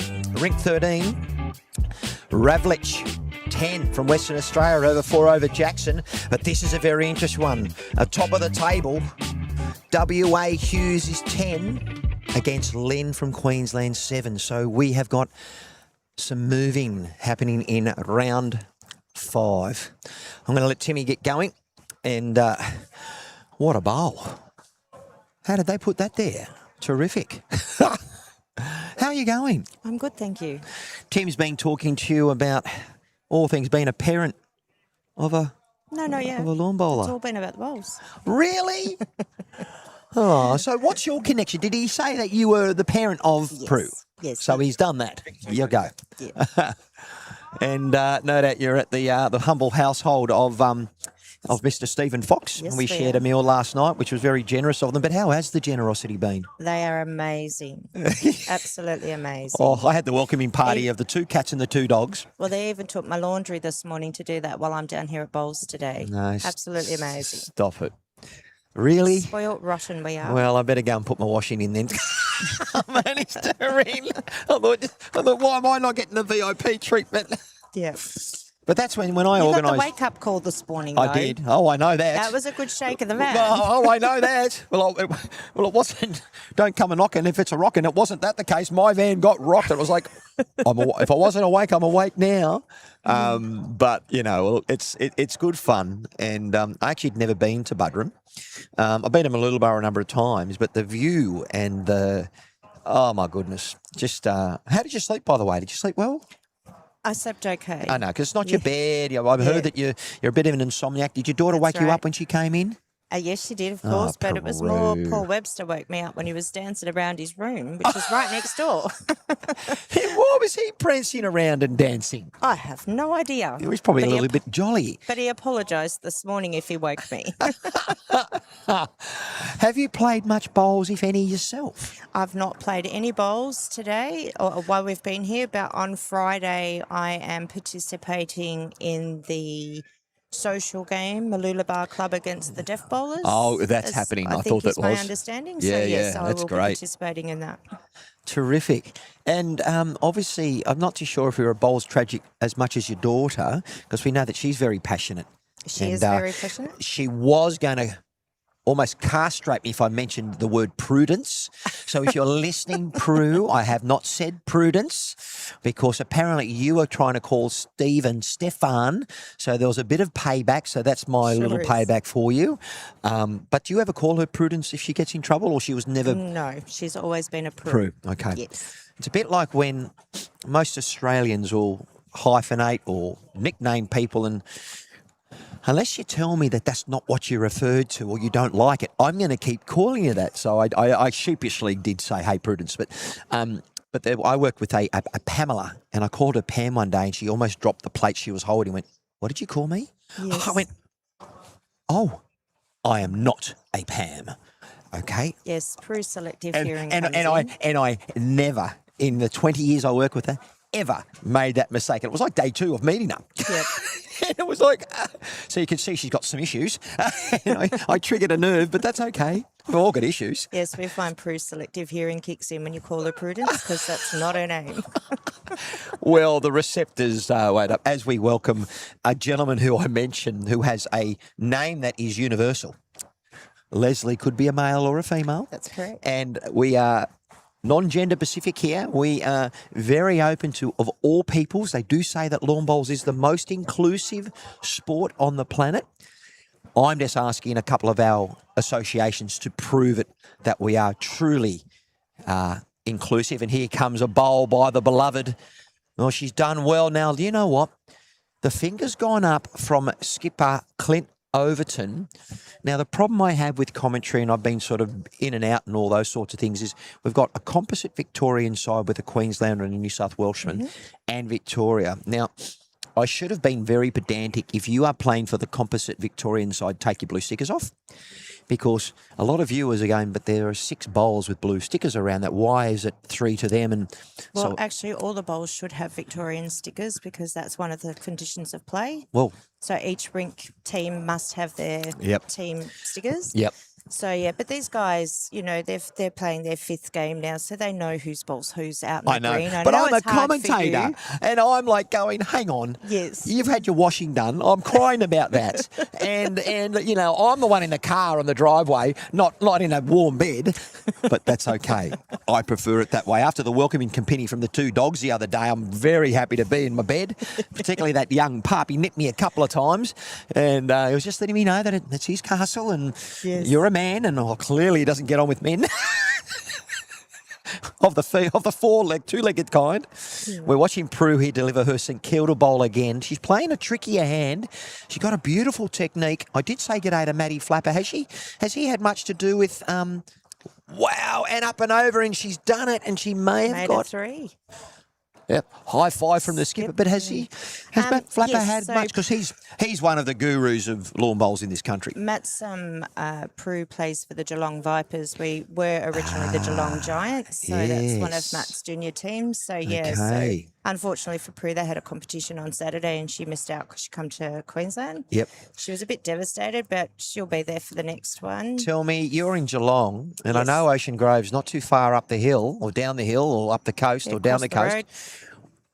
Has he tried to wrestle the arm yet to say, Prue, come to Ocean Grove? You've got 2 beautiful indoor greens there now. And Matt's not that type of person. It's Yeah, really didn't up think so. to the individual Yeah. player if they want to change clubs and go to another. well, because that's club. me, then you get someone who's quite passionate and has made the call rather than say, hey. Yeah. Yeah.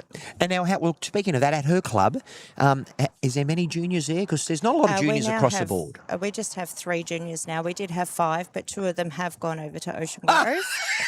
So it's only a matter of when, Yes, not but- if.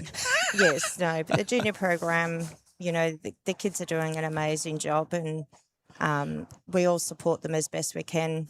Get to their games, watch them on YouTube if they're on, and Yeah. just support them the best way we can as a club. Yeah, you can just see from that last bowl there that Prue had a foot there, and the skipper tried to aim with that direction. And because he was slightly high in his line, we're finding on this direction back, it is holding its line because, look, we have 16 rinks, and I would think that most people aren't going to come and roll up on rink 8 when it's set up like this, because you do have to negotiate a ditch rink. And it's common knowledge that, ditch rinks can be tricky, regardless if it's grass or carpet or astro or synthetic surface. As we look at the other skipper getting ready to go, he's playing a bit more of an attacking bowl, and Leslie wants to show off that he comes from Orange City, and he's giving a round of applause. But yes, Leslie, we can see you from Orange City Bowling Club. Now, if I had a couple more animations on my skybox, I'd have you sounding me sand getting up, going, get out of the way. But that'll happen a bit later on. But we've still got Clint Overton with his final bowl of this end of play. just trying to get to where, and he has taken, see how he's taken a narrower line? This bowl will cut, and this is where he was lucky that he didn't send it, because has he sent it? Cut, but maybe pulled in for another shot. Let me see. Now, this is the interesting thing. Prue, as she always does, is very proactive in trying to grab the attention of those who are having a social. Yes. So when you're third, your job is to be at the head, making sure you're accounting for what's going on. And I love that about Prue, because you know where you stand. She is. She's not letting She these doesn't older- let deadness get in her holds her way, back. and she's Nothing. learned ways to go, Yeah. you know what. And you know what, this is the best thing, and you might not have heard the coverage yesterday, but there's a gentleman who's playing from Western Australia, and I believe it's 2. Now, this is where I've got it. That is 2 to Overton, so they are getting to become pretty much a victory, The and game's they finished. actually didn't get a chance to play the 10th end. Now, I spoke to Prue, and she suggested that she'd been getting through 8 to 9. Very rarely do they get to 10, but that's just a little insight. When the third's not at the head, Yes. and they're chatting, that then takes another 20 seconds, and you do that by 7, you've lost 6 minutes. And Prue's about to come kick Mum off because she's coming up to have a good chat with you now that she she's is. finished on the So you're getting those ready. But look, the thank you game for your side. time. Is there anything else you'd like to mention that Tim didn't ask, or anything you'd like to say as a mum of a deaf bowler? I mean, obviously this has helped her self-esteem and it's- well-being. And I think just even as any sports for children, just to encourage them to keep trying, you know, because Prue tried many sports before she got into lawn bowls. And she's a national champion. well, she is now, yes. Hey! So, you know, she tried everything, and this was the only thing that she felt comfortable doing. So we just keep encouraging her to keep trying Brilliant. different things and keep, you know, Well, and look- I think that's the best thing we can do for our kids moving Well, forward. Tim was very adamant he wanted to try and get Prue on, so Prue's going to Yes. jump in. Mum, you hand those I'm off. headsets over to Prue, and Prue, you can either sit down or stand up or do what you'd like. Thank you, Mum. She's just a little bit leg weary. Can we hear me in through the ears? Yeah, we can. Congratulations, a 12-5 result. Yeah. So obviously it's reliant on other results at the moment. But how was that for you? How did you feel you bowled? I felt like I bowled all right. Okay. Not Did you have a particular direction that you preferred, or Backhand. a particular hand? my backhand. So your backhand is something you find you got more control of? Yeah, How was it definitely. playing up on the ditch side? Was that a little bit tricky? Is there a sort of a tracky line? A little bit, but once I eventually worked it out, I was getting there. Good. So, yeah. I could see that. You had some wonderful St Kilda efforts there with your bowls. Thank you. Now, tell me, you were paired up against Leslie Maxwell from Orange City. I noticed on a couple of ends you were sort of really trying to say, Leslie, please, let's measure, let's work Yeah. out who we got, because I can see now why you only got through 9 ends. Yep. And I can see that you're trying your best to hurry the process. And as a young person, you've at least showing that respect. You weren't rude. You just said, come on, come on. Yeah. Because, look, in the end, it depends on whether they need shots Yeah. or you need shots. Yeah, definitely. Yeah. And where were you placed in your section of the 2 coming into today out of the 4 games? What was did you have a bye? Did you win 3? Did you lose 2? We lost all 3 yesterday plus a bye. So. Well, so you've broken the duck. Yep. You've got to win. And there is still a chance that if you win all 3, Yep. results may go the other way. Yeah, it would. Yeah, it would. Besides yourself, who do you think was your strongest player there in their position or helping build the head? My lead. Your lead was Definitely great. Amanda. So Amanda was dominant coming from the Crestwick Club. Yep. Do you know much about Amanda's background? All I know is that she does powerlifting. Powerlifting, weightlifting, one of them. Okay. But I call her the Ginger Ninja because she's also part of the Australian team. yes, she is. Because I met both of you Yep. at the Newcastle. Nationals at Club Yeah. Charlestown. So, look, she did lay a wonderful platform. Have you had a change in your positional in your team? Because that happened too, apparently, yesterday. Was people Yeah, playing? we had a bit of a change yesterday because our skip and our third wasn't really playing the greatest, Yep. and our my third, well, who's now my second, he couldn't get down and Which is measure. John. Yeah, John Walker couldn't get down and measure. Yep. So I was measuring doing the score, being a second, and plus helping being a third because he couldn't get the right hands in or he couldn't get the right weight in. And I'm just like, you know what? I'll just take over at this point. Halfway through our... And as you did. Yeah. But sometimes you've got to work to your strengths, regardless of age. Yeah. And we've all sort of gone, well, you're a young person, you're still developing, all that sort of stuff. But you've been playing this game for a little while now, haven't you? 5 years. And you're a national champion. Yep. And you're going off to World Championships. Yep. Where are you at school?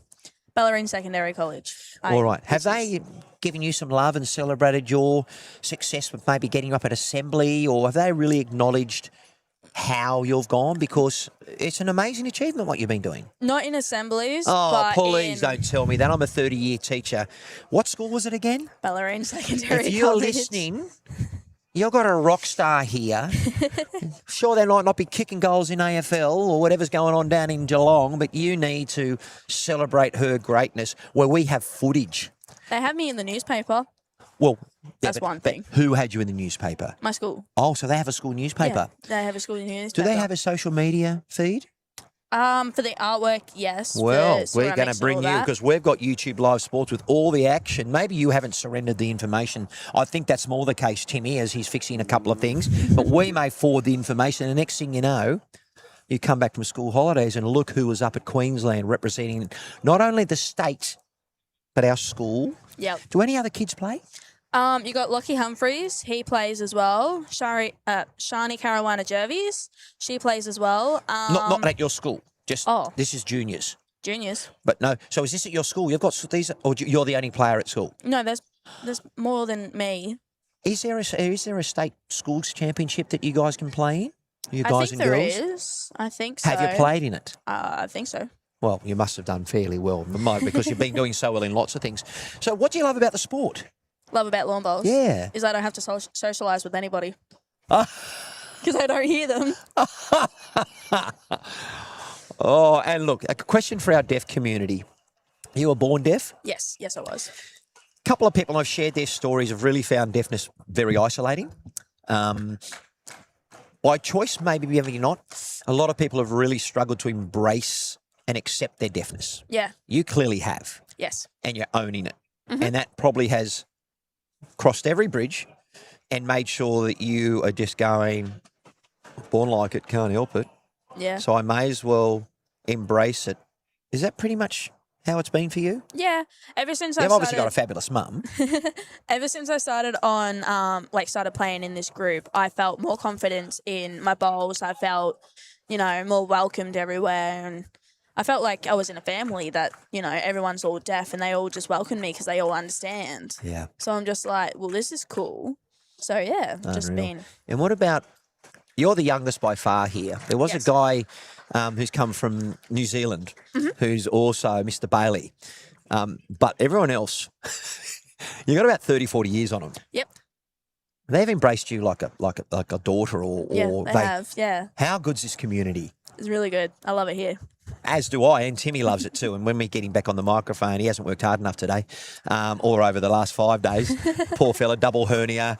He's laughing his head off. He's coughing his guts out. But look at the camaraderie. Look, we've got some selfies being taken of the Team Queensland and Team Western Australia. Yeah. But these are the deaf sports games. Of all the sports, this is the only one being live streamed. Because we love you. We think you're amazing. And we've got the World Championships coming up, I think in September at Club Charlestown next year. Yep. But we were talking last night, particularly to Paul Webster, around nationals, and they're only once every 4 years. And it's very difficult. Of course, you guys have got to pay your own way. So we're really trying to work with having our footprint of what we do with all of this technology to show the world that we matter. Because the thing that I found, and I found it very, was displeasing at Club Charlestown for my education. My sister's deaf in her right ear. So I've had an immersion, not around signing, but my oldest uncle living still had the old hearing aids from whenever I knew and had that squeaking sound. And there was a couple that had three, I don't like to use the word normal, hearing children. Yep. But they were described to me when I was 7 as deaf and dumb. And I just went, these days now, the language around being discriminative, victimising, stereotyping is starting to get a lot better. Yeah. I've been an educator of 30 years, but the reason why I thought they were dumb is they couldn't speak. They sounded like a deaf person who Yeah. doesn't know how they sound. And I'm not going to make the sound, but it's still very real to me because I thought, well, hang on, they've had 3 children. They've raised 3 beautiful children. How dumb can they be? Ow. It's just that they had deafness. Rude. But did you hear that? How Yeah. brutal. Yeah. So when I saw you Mm-hmm. and this community and the challenges that you guys and girls face with just trying to talk about ordering lunch, Yeah. communicating on the green, all those Communicating with the nuances that you umpire. don't hear. You have to play without your hearing devices here. I know, like you, being a teenager, I have selective hearing, and my wife continually says, "Do you sure you don't want to get your hearing checked?" But when I mentioned the word prudence, you looked at me and went, "How dare you?" It's not my name. It's legit. It's And not you my weren't- name. And you weren't born that way. And I spoke to Mum about it. We had a giggle. So I wanted to mention it once. She didn't hit me, folks. I thought she would. She was about to get up and leave. Nah. But look, we have fun. Stefan Fox. A big shout out to you. Where is he? Stefan. So look, we're going to let you go because Timmy's doing bits and pieces, and we've got a little break, and we've got to let you have a break. You've already had a bye, so you're ready to play. Yeah, we'll play our next 2 games. So and then- obviously trying to get 3 wins and let the rest. So where to next? You're obviously on school holidays. When does that finish for you? At the end of this week? yeah, Because Sunday. you've been up here how long? Since Thursday. I Of go la- back last week. Yeah, Thursday last week. So we're actually here for 11 days. We go home Monday, which is, yay. I normally have work experience on a Monday, so I took that off. Yep. And yeah, I'm coming home Monday, and then I go straight back to school on Tuesday. So if you were a young person, either with the captions on or listening to the coverage, appealing to other young people, perhaps that might be hard of hearing or deaf, how do they get involved? How do they get to play this sport? You're better off asking Mum. I have no idea. Oh, come on, Prue. If you're a young person with your technology, would you use Facebook? I don't or- have Facebook. You don't have Facebook because No. you're too young? Yes. What about a website? I don't know a website. Okay. Well, this Okay, is- so how I managed to get in is That's what the question I was leading yeah, to. okay, all right. I was playing against Port Allenton in a pennant season. I played against... So you were playing bowls? Yes, I was playing Right. bowls. Someone from Port Allenton noticed that I had hearing aids. Right. So she took me to Robin, which Yes. is the Victorian... Delegate or Yep, a yep, person who's that- in that charge? word, Yes. Yep. And she just gave me all this information for deaf bowls and all that. And next minute, well, it was a surprise to me, Mum knew for 2 weeks. I didn't know until 3 weeks later that Wow. I was in the team. That's cool. And you've grabbed it by the bit and chewed like mad, and you love it. Tell me, just a chance to say, is there any thanks you'd like to say to anyone? I'm not talking to me, but who's been supporting you? Who's been helping hold your hand? There's a key person who I just took over from the commentary. You might have mentioned first. MUM. And what? Who? MUM. Mum. Oh, yeah, Mum. Thanks to Mum for taking me up here. I also want to thank Stevenson Fox for letting me stay at his house. Lovely house. They did your Love it washing there. this morning. I know. And I'm in my car on the road. yeah, So I know. what? Talk about favouritism. So the Foxies. What about anyone in your development? Not really to mine. But Paul Webster I actually want to thank because he actually helped calm me down yesterday. I was getting so angry and I'm like, you know. He's good, isn't he? He helped me calm down a bit yesterday, which was good. Have you got any sponsors yet? Sponsors? No, I don't think so. Yeah, well, we have to. You're an open case here. So it's brilliant. Look, if you want to get on board and help a youngster, I mean, obviously, clearly going to Worlds, you have to funding you have to raise. Yeah, yes. So I'd be hitting your school up to say, I want to go to World Championships. I need to pay for My some of the principal stuff. loves me to heart, so I'm going to have to convince him to let me do it. Well, so. you've got all the footage now of you playing to show you them. And I might get a word onto your sports coordinator or your principal and say, hey, listen, have a look at this footage and I want to see it when she gets back to your first assembly of what you were doing. Our assembly's next Tuesday. 100%.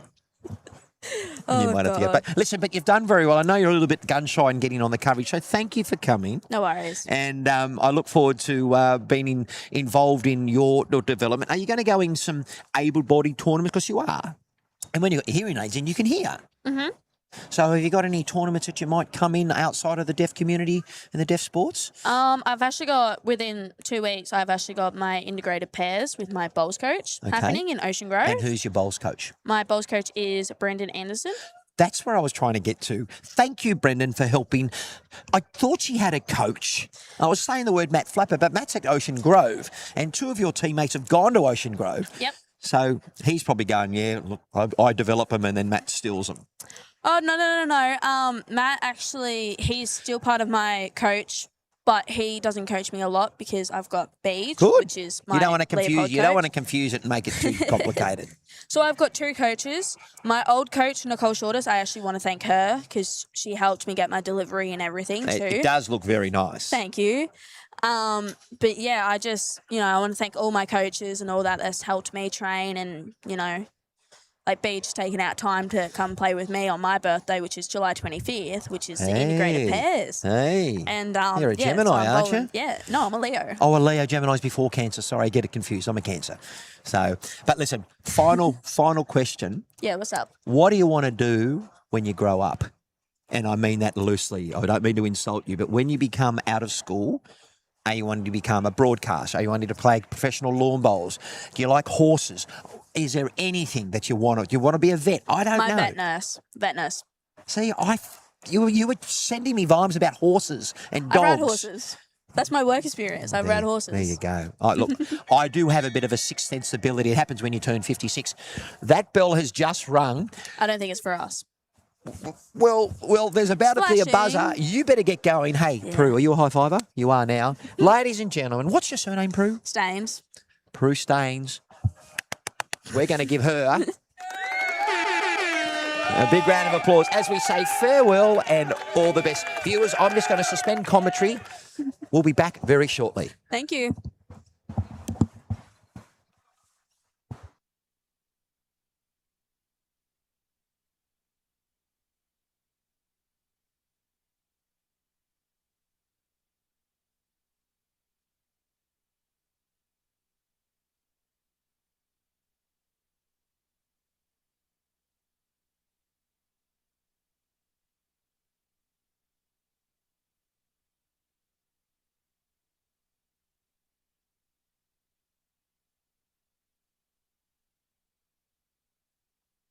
All right. Okay, viewers. What a delight. How good was Prue? And we're about to commence play on round 6.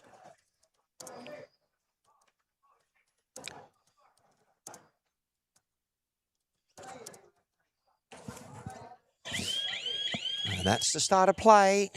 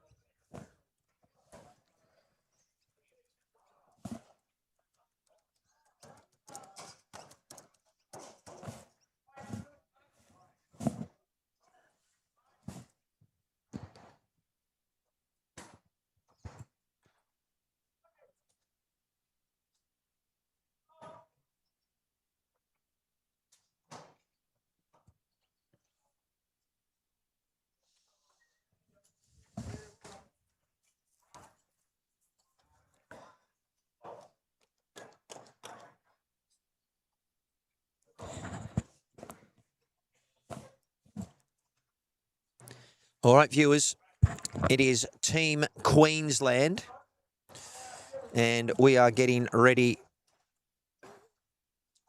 for play. Tim's just going to get the names. So welcome to the coverage. This is still the continuous coverage of round 6 of the Australian Deaf Games Fours Championships, and very shortly we are going to have our names of players. It is Team Queensland.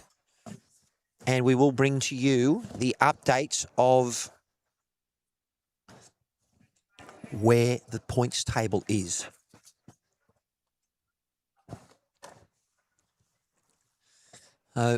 Another as the leads send down their mats. Up the other end, so the end you're looking at now, at the behind those skippers, it's cold. It's a fresh breeze and it's very, very chilly. And I'll be joined back by Timmy Wrightson, who's doing an outstanding job. And we're just, he's got the colour of the bowls, and our leads are Noel Crosby and Des Balance. And I'm not too sure which Queensland Team 1 and Team 2. I don't know if Des has the flannel on or Noel.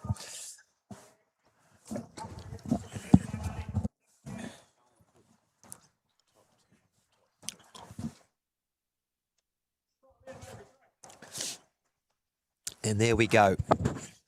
Just let us know in the chat if the volume's okay and if you can hear everything. But welcome to everyone who's joined us. Got over 30 people viewing at the moment, and I mean, if we get one person, I'm wrapped. But it's great to be here at Club Mooloolaba.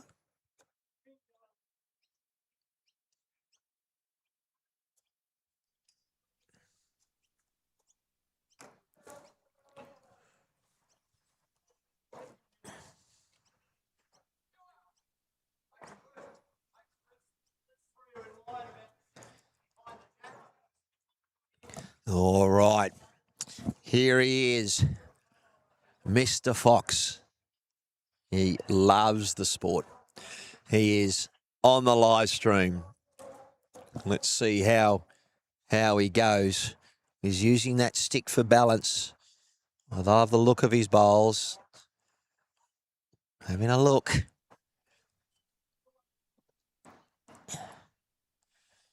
And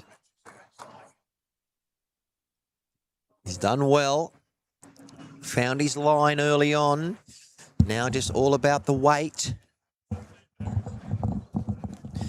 His opposite second is Stuart Orr. He's from Clubs Helen Vale, and he's using the Blue XGs. And it's a welcome back to, I've been running around like a headless chook, Timmy Wrightson. I've got 2 sore hernias and they're really sore, So Tim Wrightson. I have got some pain relief that I can bring for you if that's something that you require, kind sir. Well, I mean, you give me a pain in the neck, so it's only fair that you help fix it. Oh, They sell the pain relief inside. Oh, I It believe so. Comes in a small vessel. Well, we might have to go and see if we can help you out there. Joking. But that was Stephen Fox on screen. And he's got his bowl coming through. He found his line, but his opponent, and that's not a bad effort. Look at that shot. Well done. That's second wood. We'll get on to Barry Lester and let him know he's doing well. It was great to have Barry on the other day and just give a bit of an insight to the coaching that him and Caitlin Inch do for people at Club Kawana, and probably further and wider than that. But I know Barry does travelling with his coaching, but yeah, there's a few people have been talking about the coaching they get. If you've got somebody at that standard at your club as a coach, you're got a massive advantage over a lot of other people. 100%. And that's just the coach. He's got Jeremy Henry there and all sorts of things. But look, I've just mentioned that Prue was outstanding on the commentary. We switched through and it was amazing. It was really, really good.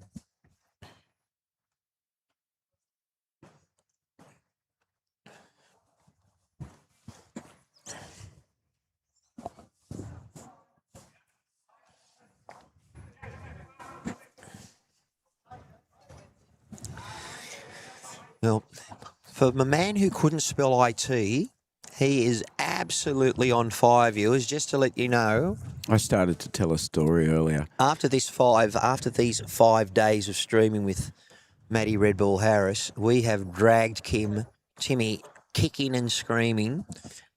Kathy Brooks, you'd be so loud and proud of this gentleman. He is bringing things in. He's dragging things Oh, no. everywhere. I'm used to this stuff. Are you? Yeah, I'm used to this And if stuff. you need to, that shows you where. If you click on that drop arrow, it shows you where you've actually loaded it to. Well, I'm trying to just drag it into here, and it's not going just yet. So I know we're trying to get the point score up. I might swap over with you in a moment and see if I can help you because it won't go. It won't leave. It won't leave Gmail. Okay. You've actually got to. I did it before, so Well, it's telling you to get nicked at the moment as we look at the state of play. So if you have you downloaded it, pop it in that. normally I So can double just, click on it. Normally I can just. So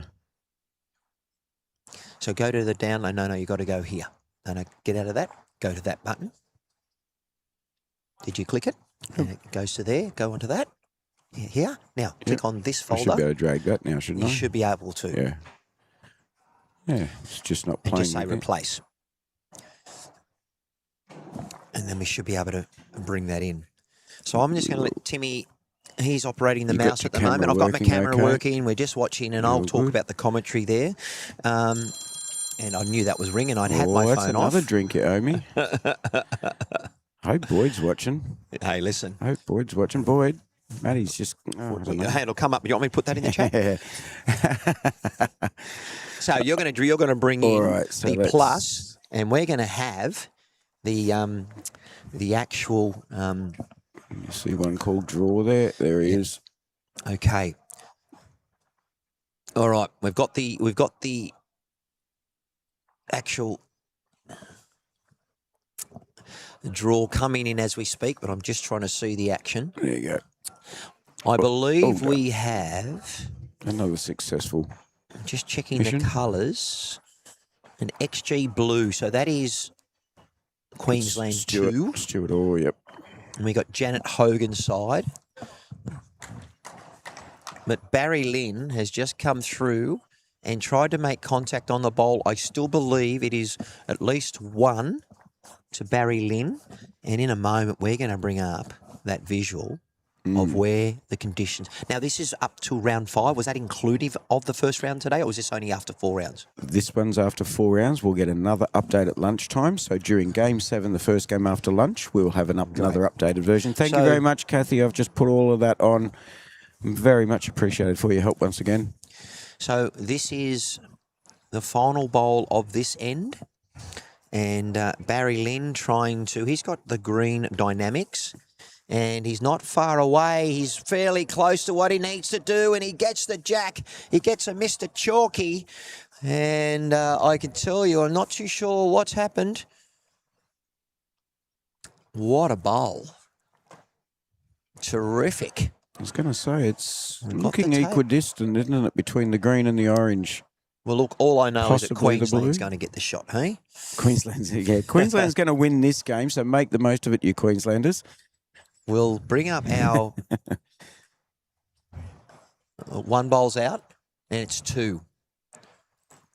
Now, It's 2 to Petrus's team. Petrus, big fella up which there. is the Hogan. Yep, Team Hogan. So Janet, actually, I think they were holding 1 anyway, and it became 2 with that. But it is what it is. All righty. I'm very happy, in a lot of respects, to be part of the commentary in this team with you, Matt, because a lot of these players were stars in the Queensland State Deaf Singles Titles Well, Championships that were on Friday and This Saturday. is the best thing about what has happened. Our universes were supposed to join up and make sure that you could be here, and your hernia, double hernia, is still causing you grief. But I know that the cough is still sort of there, but you're doing okay. You're sleeping in your van for me, as I am. But I just heard It Prue was chilly. that Team Fox did their washing for them this morning. Now, you could have given them washing if you weren't could have wearing the jumped in same with the shirt clothes. every day. No, I'm no. hoping you're changing your undies. I'm changing all my clothes every day. Now, So- I've streamed at Noel Crosby, Stephen Fox, Barry Lynn, Des Balance, Petrus Vanderwalt, and Janet Hoke. You've been through the team clearly, players' names, have you? Clearly, I haven't yet, but clearly Barry Lynn hasn't been on the live stream. But that's okay. He's getting a bit excited. We'll sort him out. But no, I reckon I could chase him down. I generally like to go through the team list when I've got them on the screen. Oh, yep. And it just generally gives a little bit more of a presence of who they are. But I don't look. Let's leave. I'll leave that to you. Let's leave Barry alone for the moment. He might readjust, but I don't think so, because that's where he naturally stands. Yeah, he can't see us. Yeah. Oh no, I think. Yep. There's going to be movement. Yep. No, he's given me a little wave there. He's realised. Yep. And look, this is Now, new. Des This is new for all of them. Des Balance. I can give you some information on him, and this is why I keep a notebook. Oh. Here we go. I'll go back to last Friday's notes here. I spoke to Des and his wife at length, and they were full of information. Now, Des Balance, who just bowled that last bowl, he has crushed vertebrae, 2 crushed vertebrae. He also has bilateral Meniere's disease, which often affects his balance organs in your ears. So there you go. Keeping those old notes pays off. Well done. Well, look, he can definitely bowl, as our leads have given a great sort of start for the seconds to come on. And speaking of our seconds, who are they, Tim, just while we've got them on picture? So Stephen Fox is second for Barry Lynn's team. Right, we've mentioned Stephen, but who is his opponent? Stuart Orr's on the screen now from Helensvale Bowls Club with XG Blue XGs. So we know at Helensvale is Matt Lucas, who's a former Jackaroo. He's running the show there, and they've got undercover greens as well. Have you been at Clubs of Illinois? Oh, yeah. Yep. Big guy with a beard. Did my coaching course. Big Lurch plays there too, doesn't he? Yes. Yep. There's quite a few, and Kane and Jacob Nelson have just signed with Helensvale. I believe they'll be starting in the next few weeks. From Capalaba. Went from Capalaba, went to Club Musgrave, and I think that was very, very short-lived, and onto Helensvale shortly after that. Look, so sometimes connections don't work, and other times you've got to try it and see how you go, and that's just the way it is. The Gateway District is poorer for losing Kane and Jacob, and also their father, Greg, he's gone over to the north side of Brisbane now. So 3 significant and integral parts of the Capalaba Bowls Club have moved on, but Capalaba has picked up a fair few players from Victoria Point. Right. So, yeah, it's a bit of a loss for the district to lose two young blokes who play at such a high level.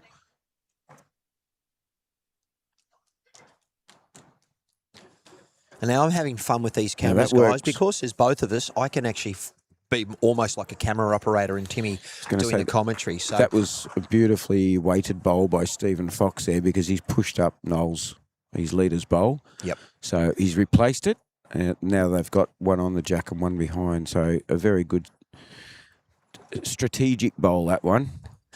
Now, you notice, viewers, that what is happening where he's just going a little high with his line, even though it's more his weight.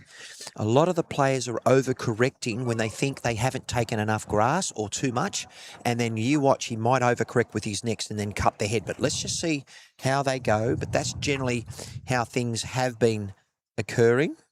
This is the man they call Foxy.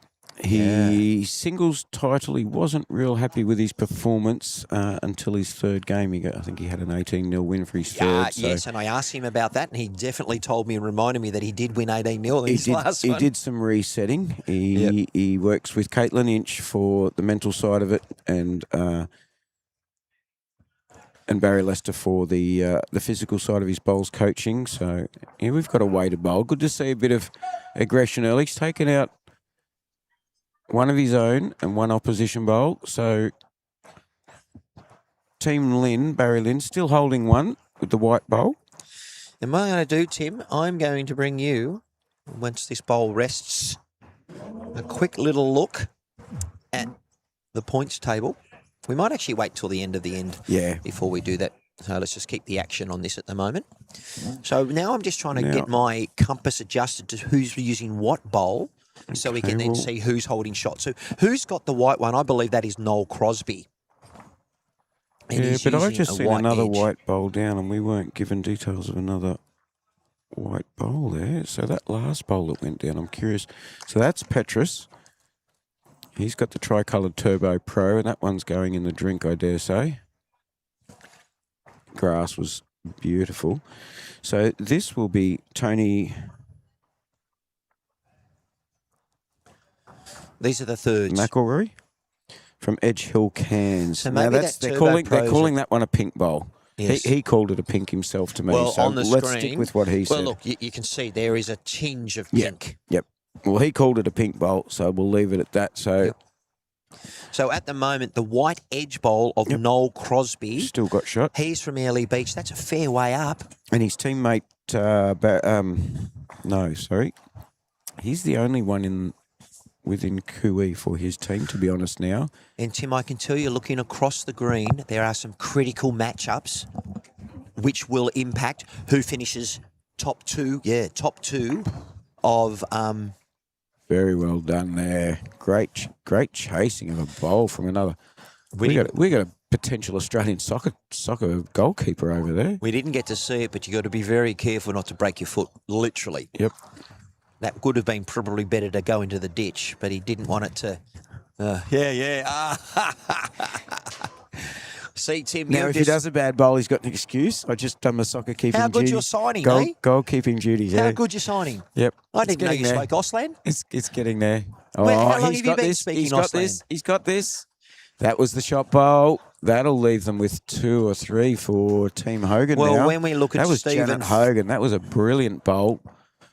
It was sticking out like the proverbial. Well, we know Barry but Lynn. She got it beautifully. We know Barry Lynn won't be any stranger in trying to have a go here. Thought he may go the backhand because that bowl that he's just going to miss there, the orange and blue, that's his teammate Stephen Fox's bowl. So interesting that Petrus has changed Janet over. I see why she's doing it, but he's called it that side. But Barry Lynn could quite easily change and go the same side on the backhand that Janet is here, promoting Foxy's bowl. Yes. Be interesting to see whether Barry does change. She does not want that to hit Foxy's. Yep. 1 in, 1 out, so it works well. Yeah, okay. No, Barry's going to stay on the dead draw. He's not going to. I would have been chances. playing the other hand and rolling Foxy's over because Well, it's on the running you're surface. around it, under it, or you're into it. Yeah. Either way, you'll get the result. That's so, the better hand to play. But if he's happy with this side, But we're not them. He's got. Yeah, that's And right. you can understand perhaps why He's got more weight. He's got more. He doesn't want to tip that one in for an extra. And that was the I'm danger. guessing it's going to be. I'm guessing. It's a multiple. I'm guessing the the magic- orange got and the the blue magic are going to fingers beat out. Foxy's short bowl. Now, the thing is, as commentators, we have to Yep. watch because we're I not was going to right. hear them. Yep. So Yep. is that And that- another 2 to Team Hogan? It was a very, very good bowl from Janet there to take out the white shot bowl of Noel Crosby's. So, viewers, sh- I'm going to Matt bring right out up this. I'm going to bring out this option here, and we did have a look We can make yesterday. it bigger if the viewers want to give us a yell. If you can read that, fine. If you need it bigger, folks, we can bring it up bigger. They can also enlarge their font if they want. But just so you know, in Section 1, we have Jackson from Queensland leading, Reid in second from Queensland, and Michael Barker from Victoria in third.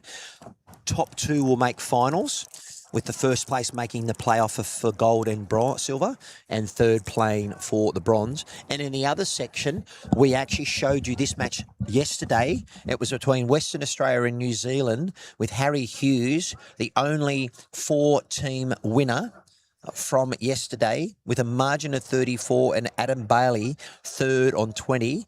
And then we had Barry Lynn, who's on this coverage now. He had 3 wins, but not such a significant margin. So we'll bring that up a bit later, but we want to focus our attention on the bowls at play.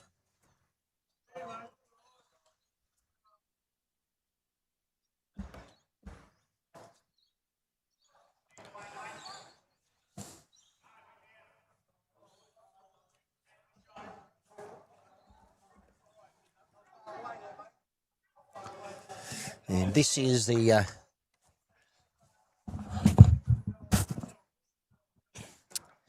these are the leads.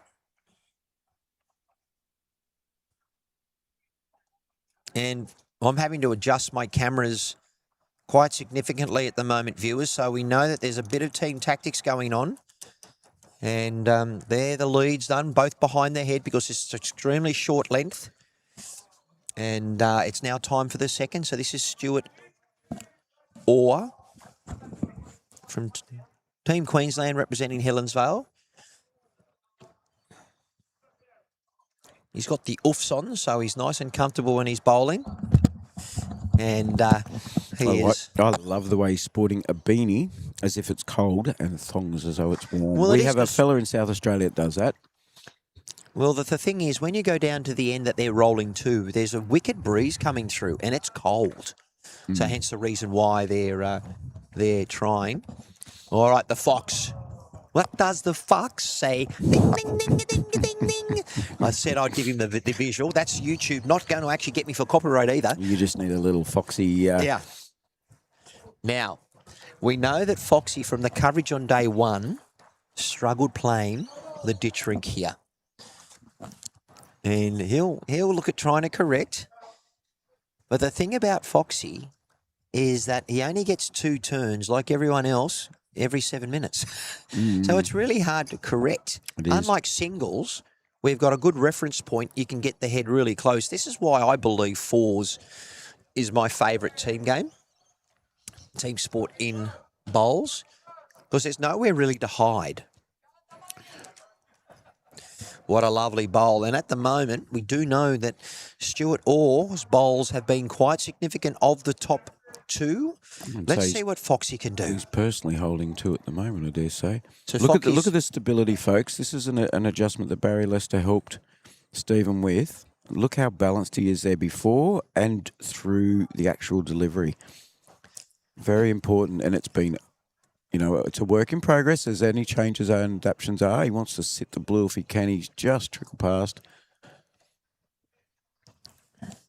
But that, folks, is a perfect example of how steady you need to be to get the best results. Here's the third. This is it Petrus? Petrus. So that's got to be a South African. Petrus van der Walt, absolute gentleman. A lovely guy. Helped me with all the players' details. Not far off here. He's putting some icing on a cake that's already really nice at the moment. That'll be 3. Beautiful bowl. He was very steady. He won... I'm trying to think whether it was... I'll double check, actually. I think it may have been him v Stephen in the very first live stream game here. Not Ballarat. And this is Tony. Not Mount Gambier. He's got the pink-looking bowl, and he's not far away. It's just a little runny. He's given it a chance, though. Cracking game here, viewers, and we will have, just after lunch, an update. No, Petrus played in the semi-final against Gary Hagan, the eventual winner for the Queensland singles, and that did go down to the last end or so. Yep. And Petrus, yes, I was correct. Petrus did play against and beat Stephen Fox in game 1. Right. So we've now got fellas that have played with and against each other, playing in their state teams now, where they're playing individually for the singles. Yes. Now, I was just watching on the next rink adjacent.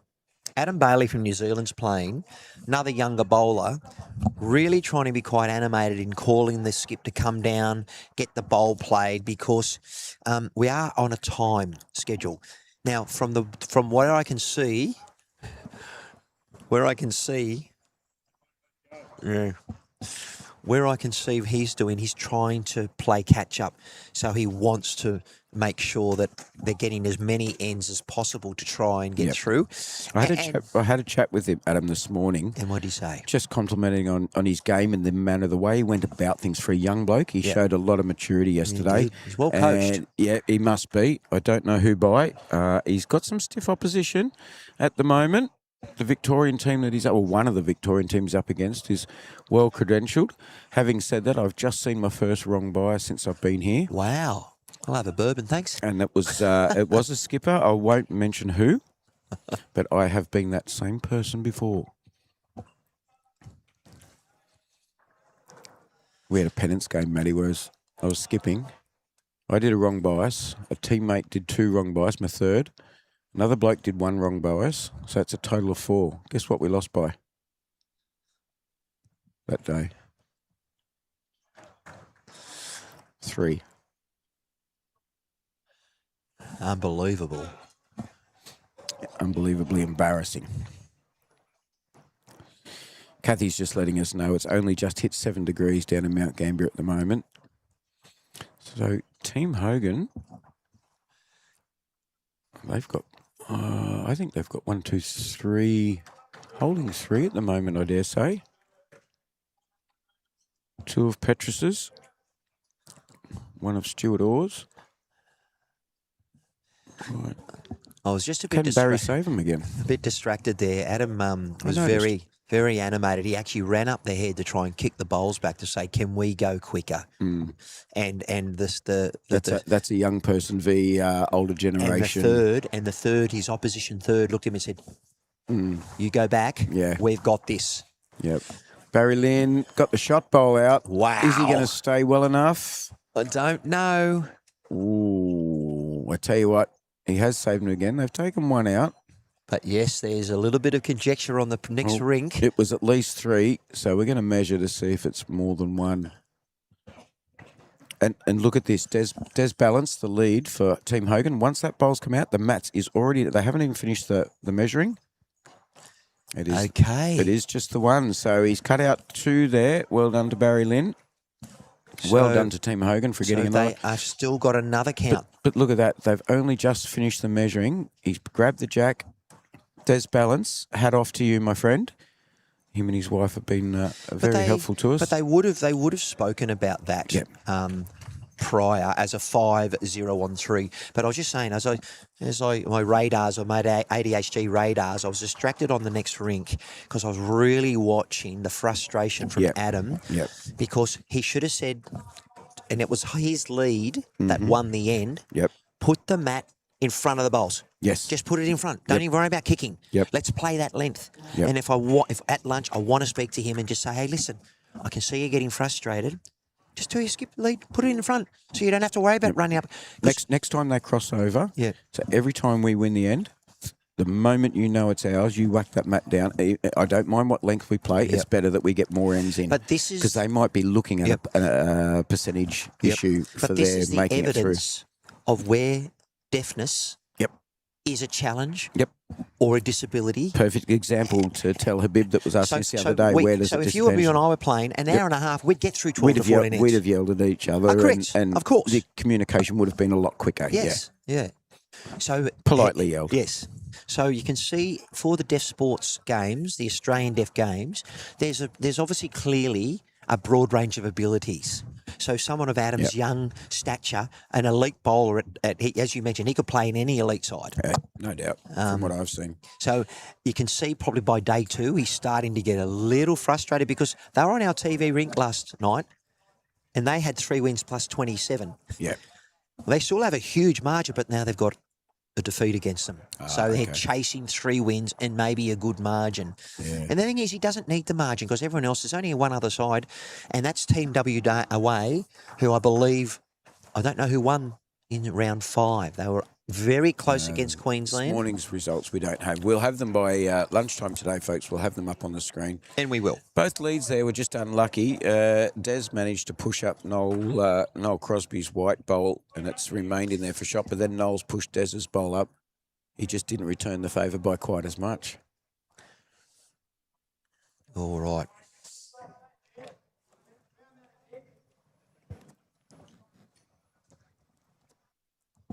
Good backhand draw opportunity here for Stephen Fox. He can back his weight off.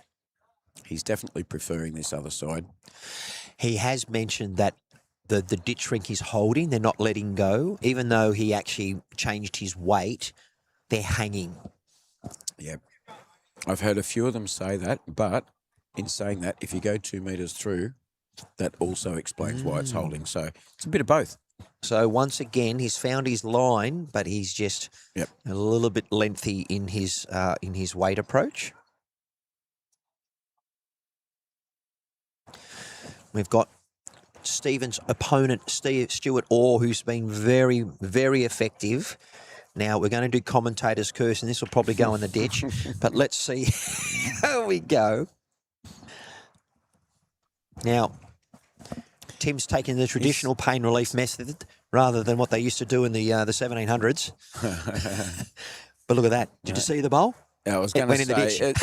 interesting choice. Now, he may have been given instructions there, I dare say. You don't often get a second go through with a little bit of weight, but there's a good chance that he got an instruction there. A So. good vision there of Stephen Fox with the well balance.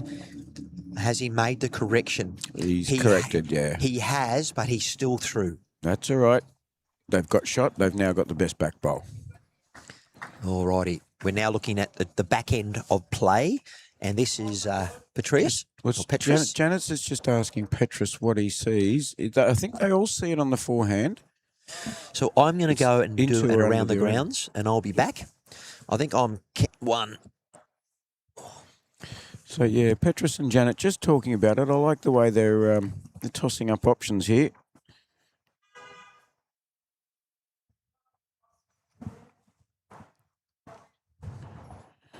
It's going to hang out just like everybody else is finding.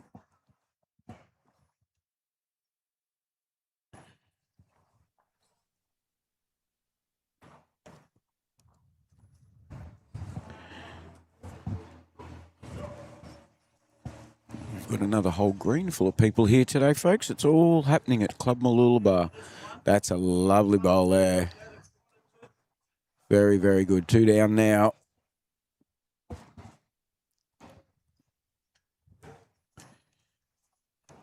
We'll be talking about those pink bowls more and more as the day goes on, I think. He's looking at his watch like, oh, I just got one close. First time for a while. Petrus didn't like that straight away. He knows it's skinnier than my legs. So, chance to make a 3 here. Get their pants saver. Or at least get that working. John's already clapping it. He likes this. It's another beautifully weighted bowl. Even a bit of contact, yep.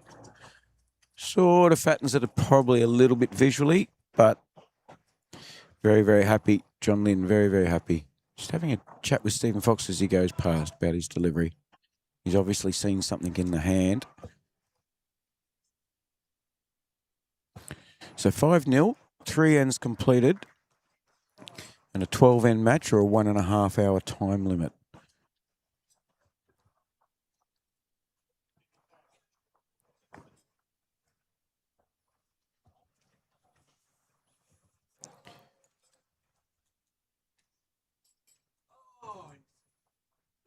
Players have been fantastic in not impeding the camera's view. I've got to thank them very much for that across the board. These players have been very alert, very aware of their surroundings, far more than a lot of us do. Well, I know we all get excited, and it is getting to that stage of the day or stage of the tournament where players will get a little more animated, and that's when players do tend to get in close to the head and start encouraging the bowl and doing all those things that we know make no difference, but we can't help ourselves. It's just enthusiasm.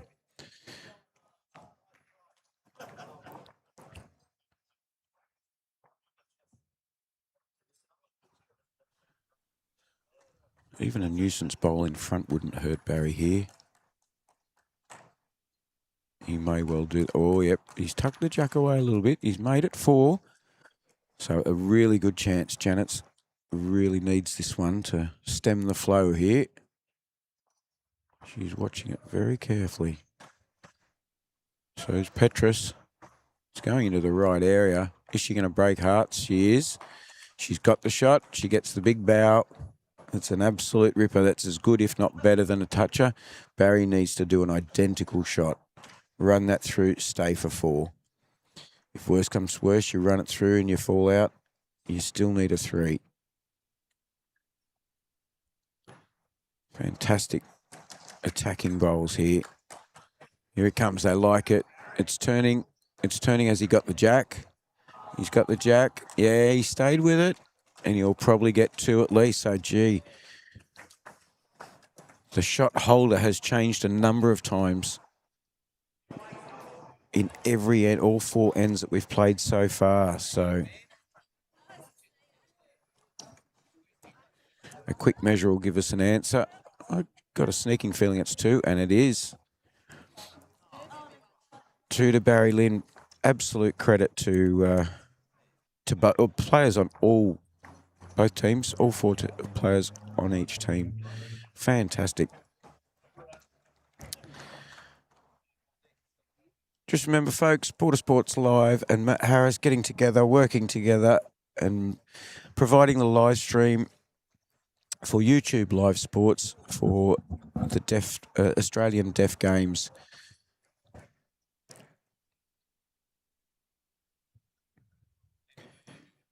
We've got this game now. Lunch will come up after this. We will stop the live stream. We'll be back after lunch with the final of the 4s. So the final match, match 7.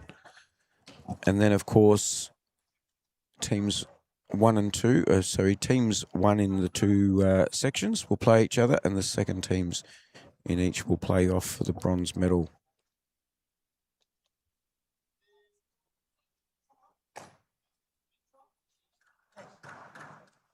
I've had a mountain of special guests to help us with commentary, and appreciate all of those people who have contributed, from state presidents to young fellas passing by with their family, volunteers, officials, state representatives, national representatives. It's been a big joint effort from a lot of people to provide you viewers with all the information that we have. Glad there's so many people watching again. If you want to get involved in the live chat, folks, feel free. If you're on your device or your tablet, laptop, etc., there's a little live chat button that's usually just underneath the image on the left-hand side. Get involved with the banter. Let us know who you're supporting and where you're supporting from. People all over the country and overseas watching the game yesterday. Some of our regulars, overseas viewers from the US and the Philippines and interstate. It's always lovely to know, and it's lovely for us to be able to tell the players, you know, your brother, sister, your children were watching and so forth. It's encouraging for them, and I know they love hearing that somebody's actually paying attention and watching. I'd love to get a message from a bowls club and say we're from Airlie Beach, say, for example, and that we're watching our teammates out there right now representing their state. As Des Balance is here, he's representing his state very, very well. Janet, extremely happy with that.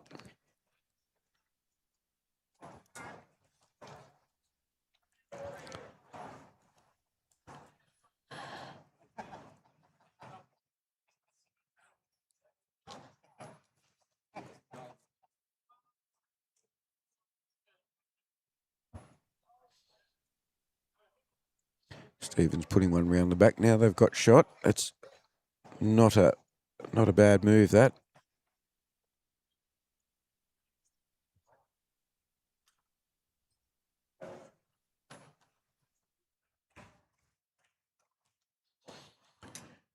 Stuart Orr from Helensvale. We've had quite a fair few players from Helensvale been here in the last few days, so it's very good to see they're well represented. Oh, he's done it. He has just unlucky there. He's just tipped over Noel Crosby's bowl. Very unfortunate.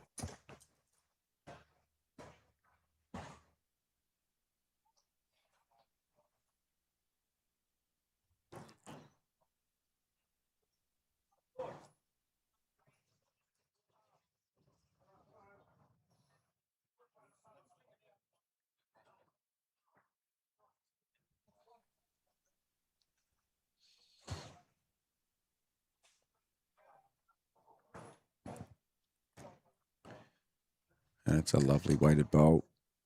And it's just tucked around the opposition's orange. So we've got an orange and blue bowl of Stephen Fox on Barry Lynn's team.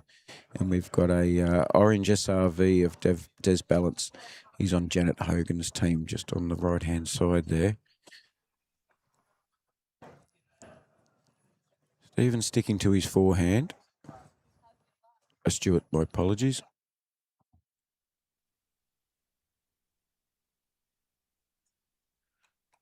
Just going to cut the head. Probably going to get in the way a little bit of the opposition, though. Des is already waving his hands around. Not sure where to guide somebody in here at the moment. You can't. You've got to be real careful cutting in under that. Yeah, you want to stay away from the orange and the blue, he's indicating there. Not an easy shot he's asking for here. Tony McElroy from Edge Hill in Cairns. He said that's the full name of the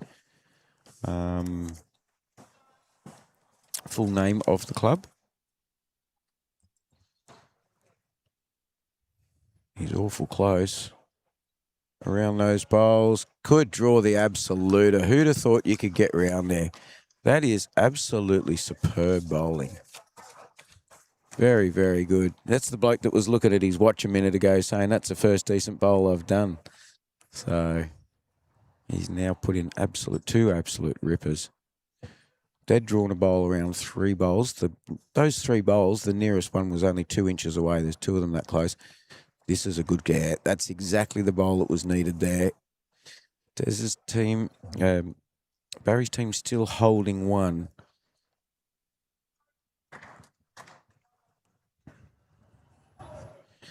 Can he perform another miracle? He can get onto the white edge factor bowl at 9 o'clock here. So the bowl directly jack high on the left is an edge factor. That's Noel Crosby's bowl. That's his teammate. Can he get onto that one? Or through the gap? No, he's close. Matt's length away. This is a fantastic head, folks. May not look it on your screen, but this is absolute brilliant bowls. Queensland versus Queensland.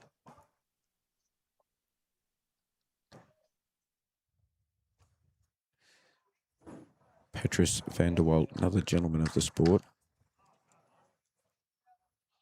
Not the only South African accent that I've heard.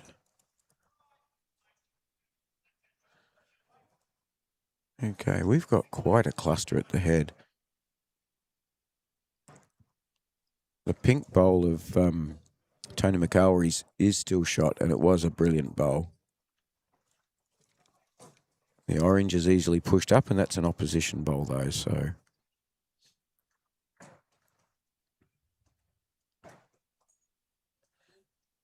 That's just double-checking at the moment.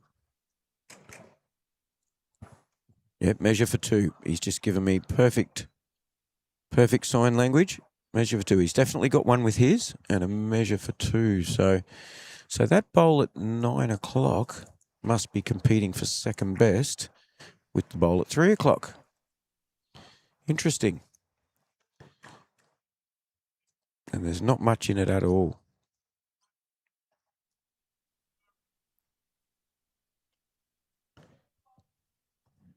Barry Lynn would love to get through this little...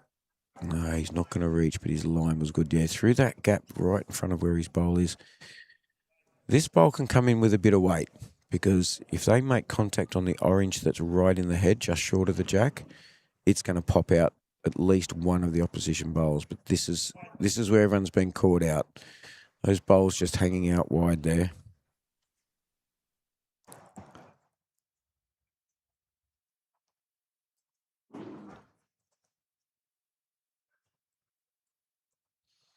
Another steady delivery from Barry Lynn.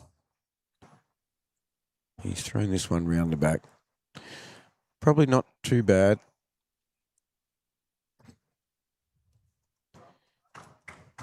Just under the blue or into the blue. Sorry, just around or into the blue. Yep, tipping in over on the orange here. He could go heavy. He could go heavy onto the white bowl. Use the orange to push. Sorry, she could, Janet. It looks only just over draw weight by the looks. You're just going to need it. Adding that extra metre or so as she has. It just won't let her come in. So Tony's straight away taking out his own bowl, which is clearly shot. We're going to go to the short orange, and then we'll go to the jack high white edge factor of Knowles. And I can see it personally. It's only about, just the one. No, it is the 2. Made it. Very, very good.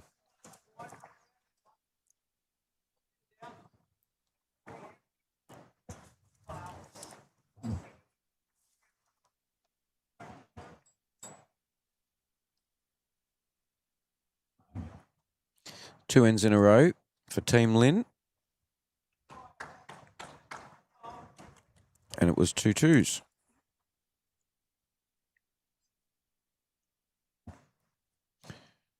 Score goes to 4-5 after 5.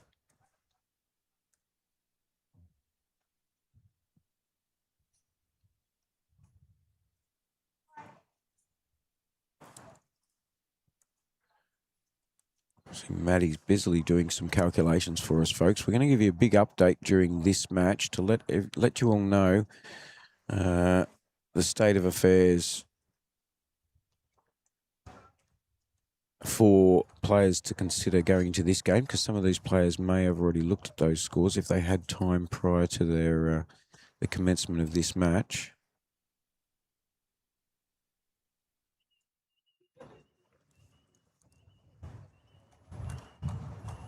Another different style being used there. I like that. Noel Crosby just using his left arm across his body. And it's working. It's working real well. Another good way to balance. Some people put their hand in their pocket when they use a bowling arm, or they stick the hand down their belt to the back of their trousers.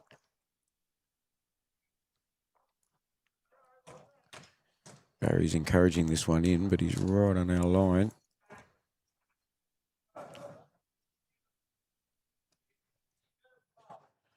So just watch this, folks. It's another technique.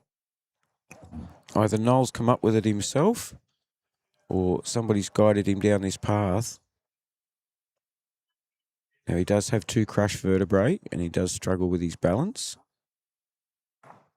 But you watch that at normal speed or slow motion, you'll see that's a very smooth delivery. And have a look at the result. 2 bowls sitting on the jack, inch behind, both bowls an inch behind the jack. Skipper couldn't ask for much more than that. Big job for Stephen Fox now. He needs to make contact on those bowls on his backhand. So following Noel's line.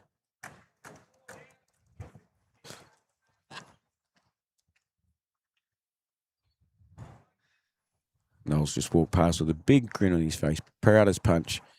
His wife's been by his side watching this. Ooh, yeah, the weight was good. Weight was good from Stephen. It was only just a smidge narrow there.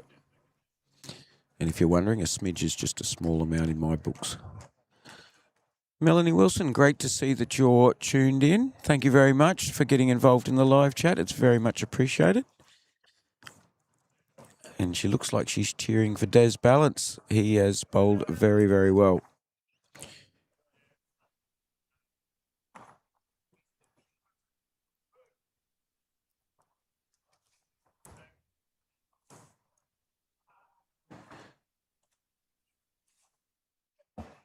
I reckon if Des was a smart man, he'd have raced over and grabbed his phone and taken a photo of those 2 bowls. He's playing in a national standard event. He's playing Free State, and he's got 2 bowls an inch behind the jack. That's a Kodak moment, as we used to call it in the old days. Use up the film, head straight down to Kmart, get your film developed. Show your mates. Stephen Fox has done exactly what was needed. He's made contact. It got half the result he was after, so it's still a very good bowl.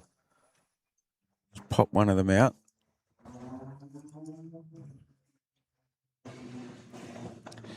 A bit of a confidence booster for him, that one. He'll like that.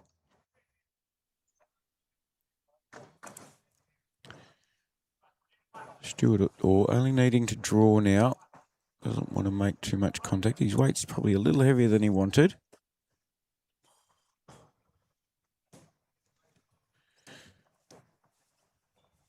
And we've got Matty Harris back in commentary after his mathematical marathon, mate. How does that feel? Does it feel like you just did 42K run?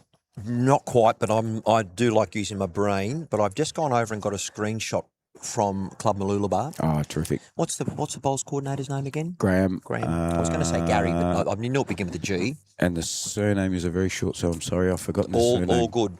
We will get that. Been a wealth of knowledge We'll get that graphic great help. over lunch, but we're going to make sure we have something to eat, and you are going to get something first before me. Well, we'll get a graphic after he's entered the scores I realise of this that game, yeah. because look, Timmy was cranky. He didn't get a piece of beetroot yesterday.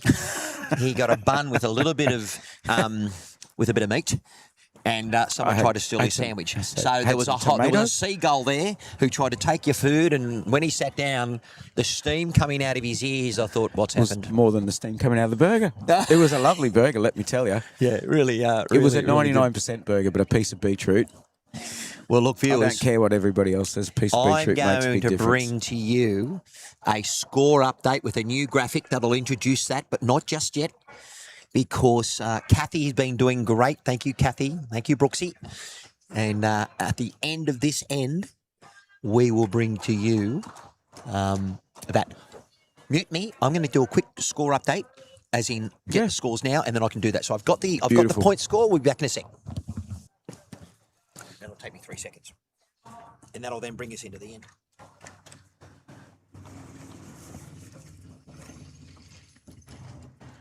Very good. So, Team Janet still holding.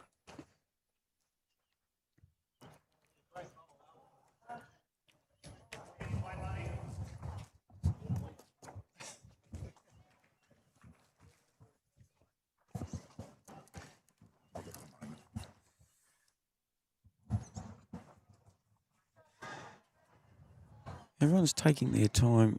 This is a very important match for both teams. And they do know there's a time limit. We're down to 36 minutes remaining. We've only played, we're on the sixth, about to complete the sixth end.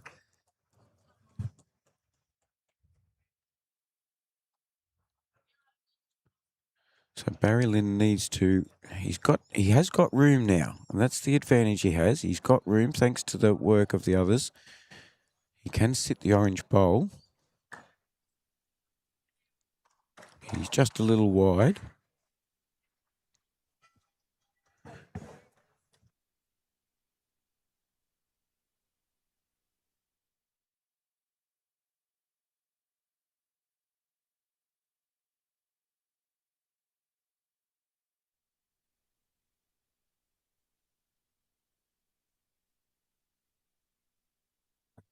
Janet's picked up the jack there, but unfortunately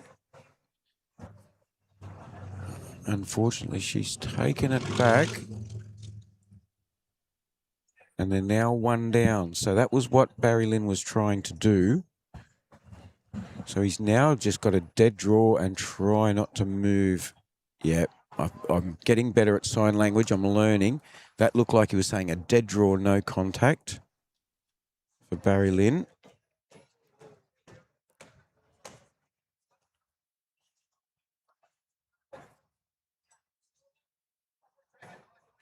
He's on this trickier side that everyone's had a little bit more trouble with. It's getting clapped all the way in already, though. He just wanted an edge of that. Nothing else. It could get in Janet's way. So, one bowl to come for the end at the very right now. And she's coming with weight. I like this. I like her nature. The trouble is you need to be, if you're adding any weight on that hand, you can't afford to be any more than an inch wide. Scores are even, folks. I'm loving this. It's going well. Halfway through the match. Not that we'll not that we'll get the whole way through the match. If you want to. Yep. It's good to see the other side of it, though. Happy to be here. Yep.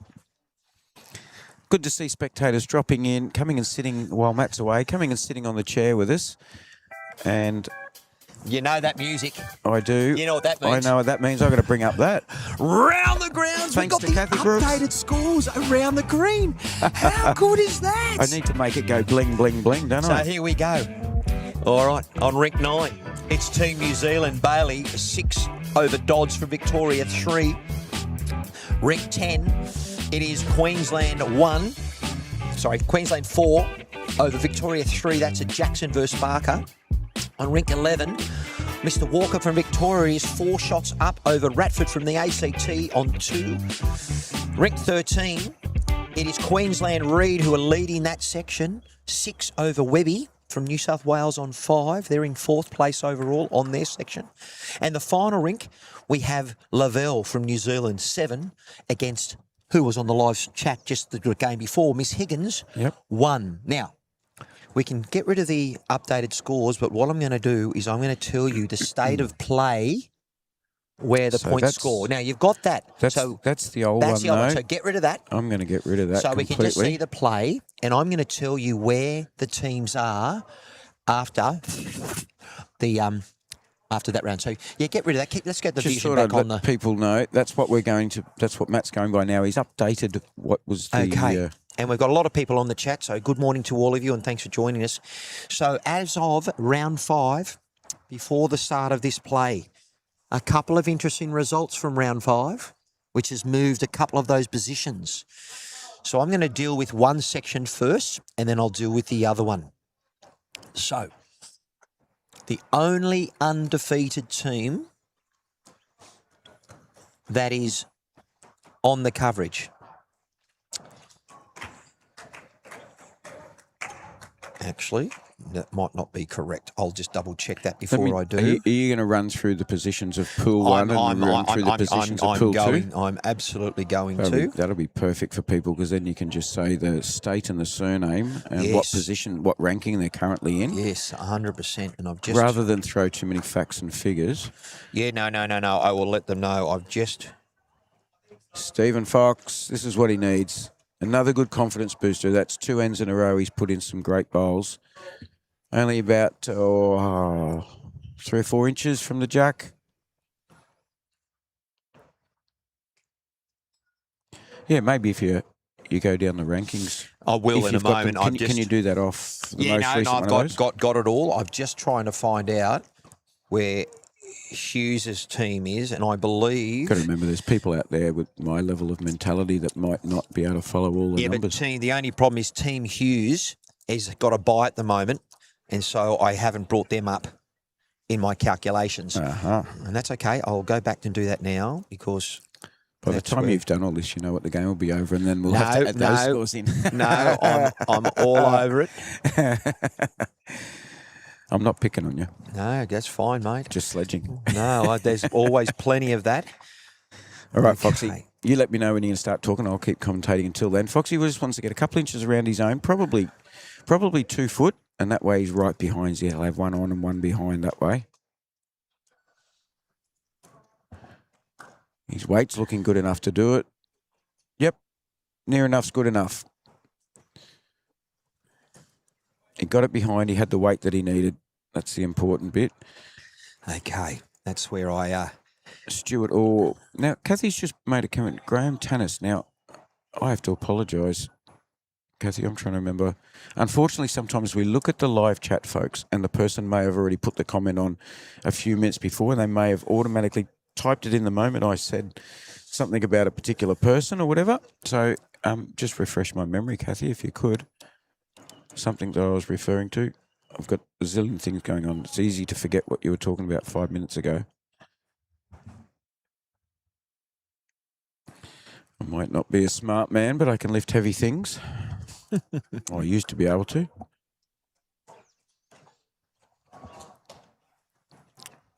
Tony McElroy's done the same as Stephen there, almost identical. All right, Tim, I've got the information, and then we'll obviously bring this up. But as of live scores, this was the standings prior to the start here. Before the start of this game. So Team Western Australia, Hughes, who we streamed in round 4 here last night, they've got the bye, and they won their last game by 1 shot against the team we are streaming on this rink. Barry Lynn from Queensland went toe-to-toe with the leaders in their section, and they lost on the last end by 1.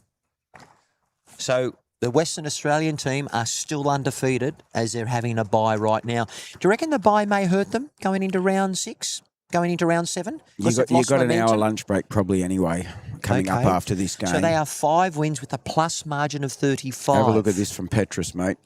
Barry Lynn's team's currently holding 4, and they are no longer holding 4. It's possibly a measure for 1. So the change over to the skippers. But how's this? Our live stream Yep, they've rink got one, from Barry Lynn. yesterday, round 4. Yep. Western Australia, Harry Hughes, they are averaging 7+ margin per win. They are 5 wins plus 5 wins, and 35. they've got, wow. In second place, Red hot favourites. Put your money on those, well, at folks. the moment, but in second Responsible place, gambling. the New Zealand Young Bailey team, they had a bye last round. So they are coming in with only 3 wins plus 20. They're currently in second. Hence the reason they were running around trying to get as much as they can. They can't affect whether Western Australia win or lose, but if they get a margin, they're going to have to make sure they'll end up on equal wins. It's who has the most margin will win that section. Yep. Third in that... Simple it down. Simple it down a little bit. That's There's a lot of numbers coming in. No, good, but third in that section at the moment is the game we're watching now. So third in the section is Barry Lynn. Yep. And guess who's fourth in the section? Janet Hogan. Janet Hogan. So we have got third and fourth in this section. Remembering, folks, there's only finals for the person who finishes on top or And then second who's of the- each yep. section. So this will impact who So may these two end are up. knocking each other out to get on top of second Yep, place. so that's the top 4 in this section. Wow. So we've watched the last 2 games, the game now and the game last night were the top 4 in this section. Excellent. The other side of things, a lot closer. We've had teams winning and losing and drawing. Have a look at this from Barry Lynn. He needs to get under Petrus's bowl, make this 2, and he has. But just to let the viewers know that Barry Lynn played against Harry Hughes last game. They lost by 1 on the last end. So their margin's okay, but you're losing, yeah. So you How many, can understand. how many points are they giving for a win? Yeah, good question. They're just putting. They're just Yeah, putting. it's just they're just wide. putting wins in. They're not putting in. Well, Barry Lynn's just come from a 5-0 down. They're now leading 6-5. How long we got left on the shot clock? 26 minutes. So I would imagine 2.5 ends. So if they're quick and they are kicking, look, both these teams kicking balls back extremely quickly because they need to catch up. Both want to win. Both So- want to get as many ends in as possible. So have a listen to what's happening in the other section. Okay, we got more of the Victorian teams in the other section. Is that right? I believe so, but leading currently in first place is the Queensland team of Reed, Oh, and they have had, I think they might have had a bye. They have 3.5 wins up with a plus margin of 17. very good.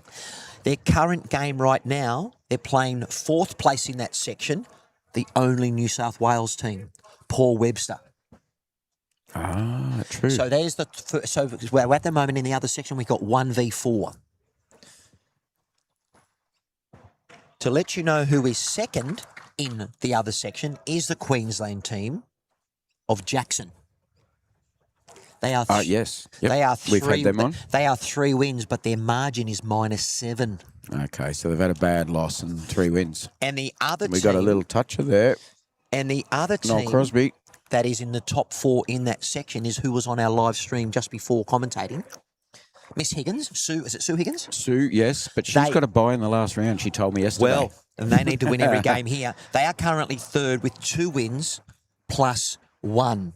Yep. So that section, So they're playing now with a bye in the last Yep. round. I don't know if you get points for the bye. no, You because don't. everyone Okay. gets a bye. So you could throw a blanket Yeah, over the other section. So viewers, good. stay in tune Yeah. because what we love, and that's why I spent a bit of time on this to make sure I got it right. Close games make And we're exciting gonna games. and we're gonna bring it all up. So you'll be able to watch. So there's no dead rubbers at the moment. They're all can still impact. Of course, as you can hear from the margins, there's a lot difference going. So look, ladies and gentlemen, we are 24 minutes to go. If you haven't watched much of this, they are struggling to get through their ends because it takes a while to determine who gets the shot. Have a look at this from Noel Crosby. He's been bowling pretty good, hasn't he? He's absolutely on fire. He started with a flannel on, and look, they're Yeah. giving him. We are not worthy. They're bowing to him. Foxy's pointing at his watch. And he's pumping his fist. They're complimenting each other, but they're also sledging the daylights out of each other, which I love to see. The thing I did see though, we had a couple of teams celebrating Wex. And I thought, uh-oh. Oh. As long as they can't hear that. No. He's 81. 81. Noel Crosby. Now 81. he reckons everybody knows him by a different name. So they know him by Noel, but his real name's something else. 81 years young. Oh, and we get the other one, Des Balance. Des Balance has walked past, not so happy. But Balance had his moment to shine. Foxy, something. Oh. Des Balance had 2 bowls previous end going in the same direction. 2 bowls that far behind. Walked past Peralta's punch, and I was pumping him up, and Noel's gone and done it to him. But that's the battle. But look at the friendships between them. You can see a mile away. Nobody's upset with anybody. Why would Whether you it's a teammate doing a bad bowl or an opposition taking out your bowl. So and here we go. We've got. Oh no, I thought it was going a little heavier than originally. So Timmy, this Is statement this that I gonna hear make often: a bad day at bowls beats a good day at work. Absolute. Oh my goodness. Oh my giddy aunt.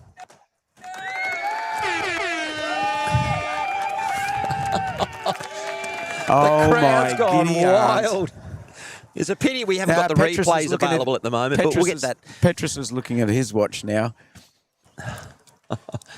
He's a ledge. Look at him. You know the he's song you sporting sing, the beanie. anything you can do, I can do better. So we now have. Anything you can do, I can do too. We've got a you can. No, you can't. Don't start singing "Sweet Low Sweet Chariot," okay? Because we'll go too far with it, and we know the further you get into that song, the more inappropriate it gets. What a bowl! Look at that. We've got a white bowl, a blue bowl. A white bowl, a yellow jack, a blue bowl, and a white bowl. All within a foot. Then we have Foxy. Well, Foxy's clearly been asked to put a bit of muscle into it, and it stayed up. He wanted to try and cover the spot. The tee is covered, yes, folks. We don't replay dead ends here. But that is the request from the skipper. Yep. And all you can do is do what you skipper And if it wasn't requested, you probably would have suggested it to your skipper anyway. You would have said, hey, I think we need one back there. If Foxy drew in, it creates a bigger target. And at the moment, it's so important to get the win. The margins have gone out the door at the moment. They've got to get the win. You don't get the win, your margin can be 60 and it doesn't count. He's put in another one here. Wow, the weight was really good. Great to see Melanie is enjoying these bowls too. So viewers, I've just got a so you sneaking know, suspicion. our coverage will recommence again at 1 p.m. They won't go early. We're holding them up. We're holding them up. Now, I've got a sneaking suspicion. I've spoken to Melody. I think that's, I'm pretty sure that's, well, it could be my correction. Let me know, Melanie. Are you Des's wife? Are you the lady I was speaking to earlier about Well, Des? she's And got she good gave one, me, Des. Wow, Des. Yeah, So I know. I think she's showing I Des didn't some, get I her think she's name when showing I- Des some love. I've been speaking to so many people here, and half of them I've got names from and half I haven't. Mate, I tell you, our viewership is growing and people are watching. We've got currently 50 people enjoying what we're doing. People are enjoying. Look, for all the one person Oh, that's, her good friend Des. so for all the one people that I switch can us see off, her up there. we're getting 4 new viewers. There she is. You can see her out there. There's good people do that. They sit there at the bowls and they're actually no, she's not looking at us. Have a look at this head. The communication People between are at the bowls Tony, watching and listening to the commentary whilst they're actually well, watching. I do that often, but Tony and Barry, you can see the communication. Look, there is a time limit, but the thirds are allowed to go to the head. If I was a third, I'd be standing with my skipper. So it's just a lot easier. And I'm actually, going to get amongst the bowls community and talk about how we can help with some strategy from what I can see outside. Because it's almost quicker to have the third at the head because the amount of times they're trying to get the communication, it takes them 2 minutes to work out what shot to play. Yep. And as it was explained to us by some people with hearing impairments the other day, it wears you out trying to understand and interpret what somebody's saying. We hear with our ears and our brain can immediately translate the sound that's coming in through our ears into our brain, and we know what it is straight away. So with them, they are continually having to translate somebody else's Weight coming in. There might be some different. Sorry, Timmy. He's projecting onto a bowl. What a shot. There it is. Petrus. The crowd's going wild again. Sorry to interrupt, Timmy. Knocked my skybox off Hey, the listen, bench mate. there. No, I didn't, mate. It's all good. I can see that go. The check's in the mail. It's all right. I know where your skybox is. How good is lawn bowls? And look, we better give a shout out to Club Mooloolaba. I've just done a wrap before. And Bowls Paradise, and thank you for that. I'm going to go around the grounds when you're again. doing the around the grounds, I'm going to go again I was because bringing them up on the screen. There are some very significant games that will impact who finishes top 4. So if you just switch me off for a bit and I'll be back. So we've got a rip snorter happening here. 7-5, Queensland versus Queensland. Both teams vying for a position in the top 2 of their section or their pool. I don't imagine these two skippers walking up there, when they turn around and look at that head, they're going to think, where on earth am I going to find a way in here? That's about the only option there. I like that. Mr. McElroy giving good instructions to Mr. Lynn. Got the feet planted on the ground. This is where I want the ball, right between my feet. And he could draw it around there, but it's not. It's not. Well, I tell you what, this could be even better. Yep, not far away from where he was standing at all. Nearly identical. All right, Janet Munn with a bit of work to do. Going by my calculations, Matty's taken my book as he does, and I haven't got. That one's a little too skinny. Trying to work out who's holding shot and who's not, and I can't get their attention at the moment. They're quite focused.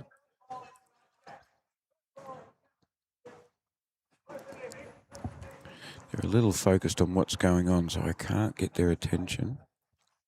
I can't go waving around when a bloke's about to bowl.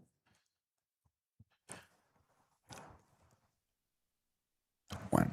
Yep, Barry Lynn's team's holding one, and they got a good catcher, and here comes another good catcher. So they're expecting... He's kicking, pretending to kick.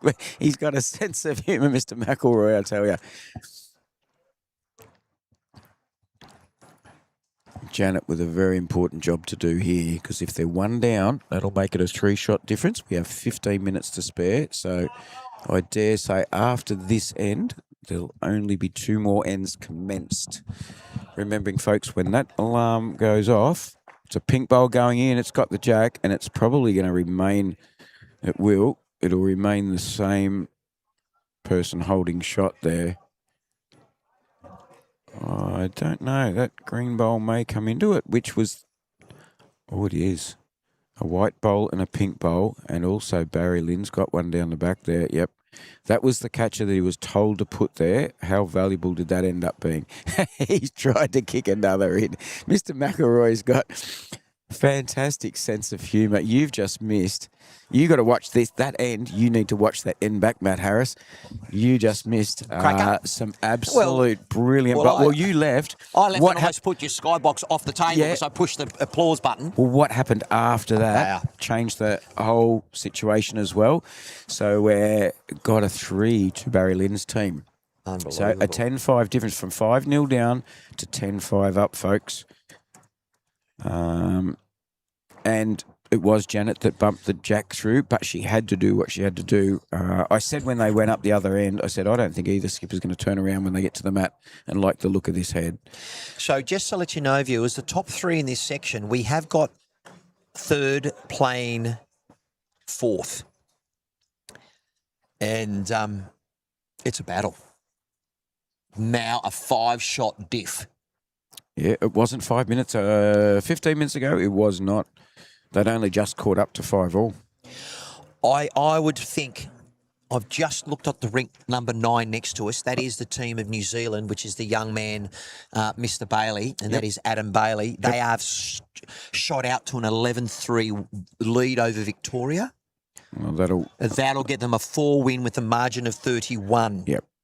That'll be very good for them. They need Western Australia, Hughes, to lose the last game. And if they do, that will bring them into the gold medal contention. As it stands, Hughes goes through to the final for the gold medal and silver, and Team New Zealand goes through to second. That's as it stands live at the moment in that section. The teams we're watching right now are playing to try and get into the bronze medal position at this moment. So this is third and fourth battling to get second. To get second. However, Western Australia and New Zealand, if they lose both their games, I don't think, unfortunately, Barry Lynn or Janet Hogan have enough margin to get first, but they can get second. 100%. Yep, beautiful. The teams that are first and second, are they both up at the moment on their games? Okay. Sorry, I missed that. Western Australia have a bye. Oh, okay. And New Zealand so are they up. can't accrue any points. No. And New Zealand are up by a fair 11-3. bit. So WA a little more vulnerable then. Well, they are, but they're the only undefeated team of the whole tournament. Yep.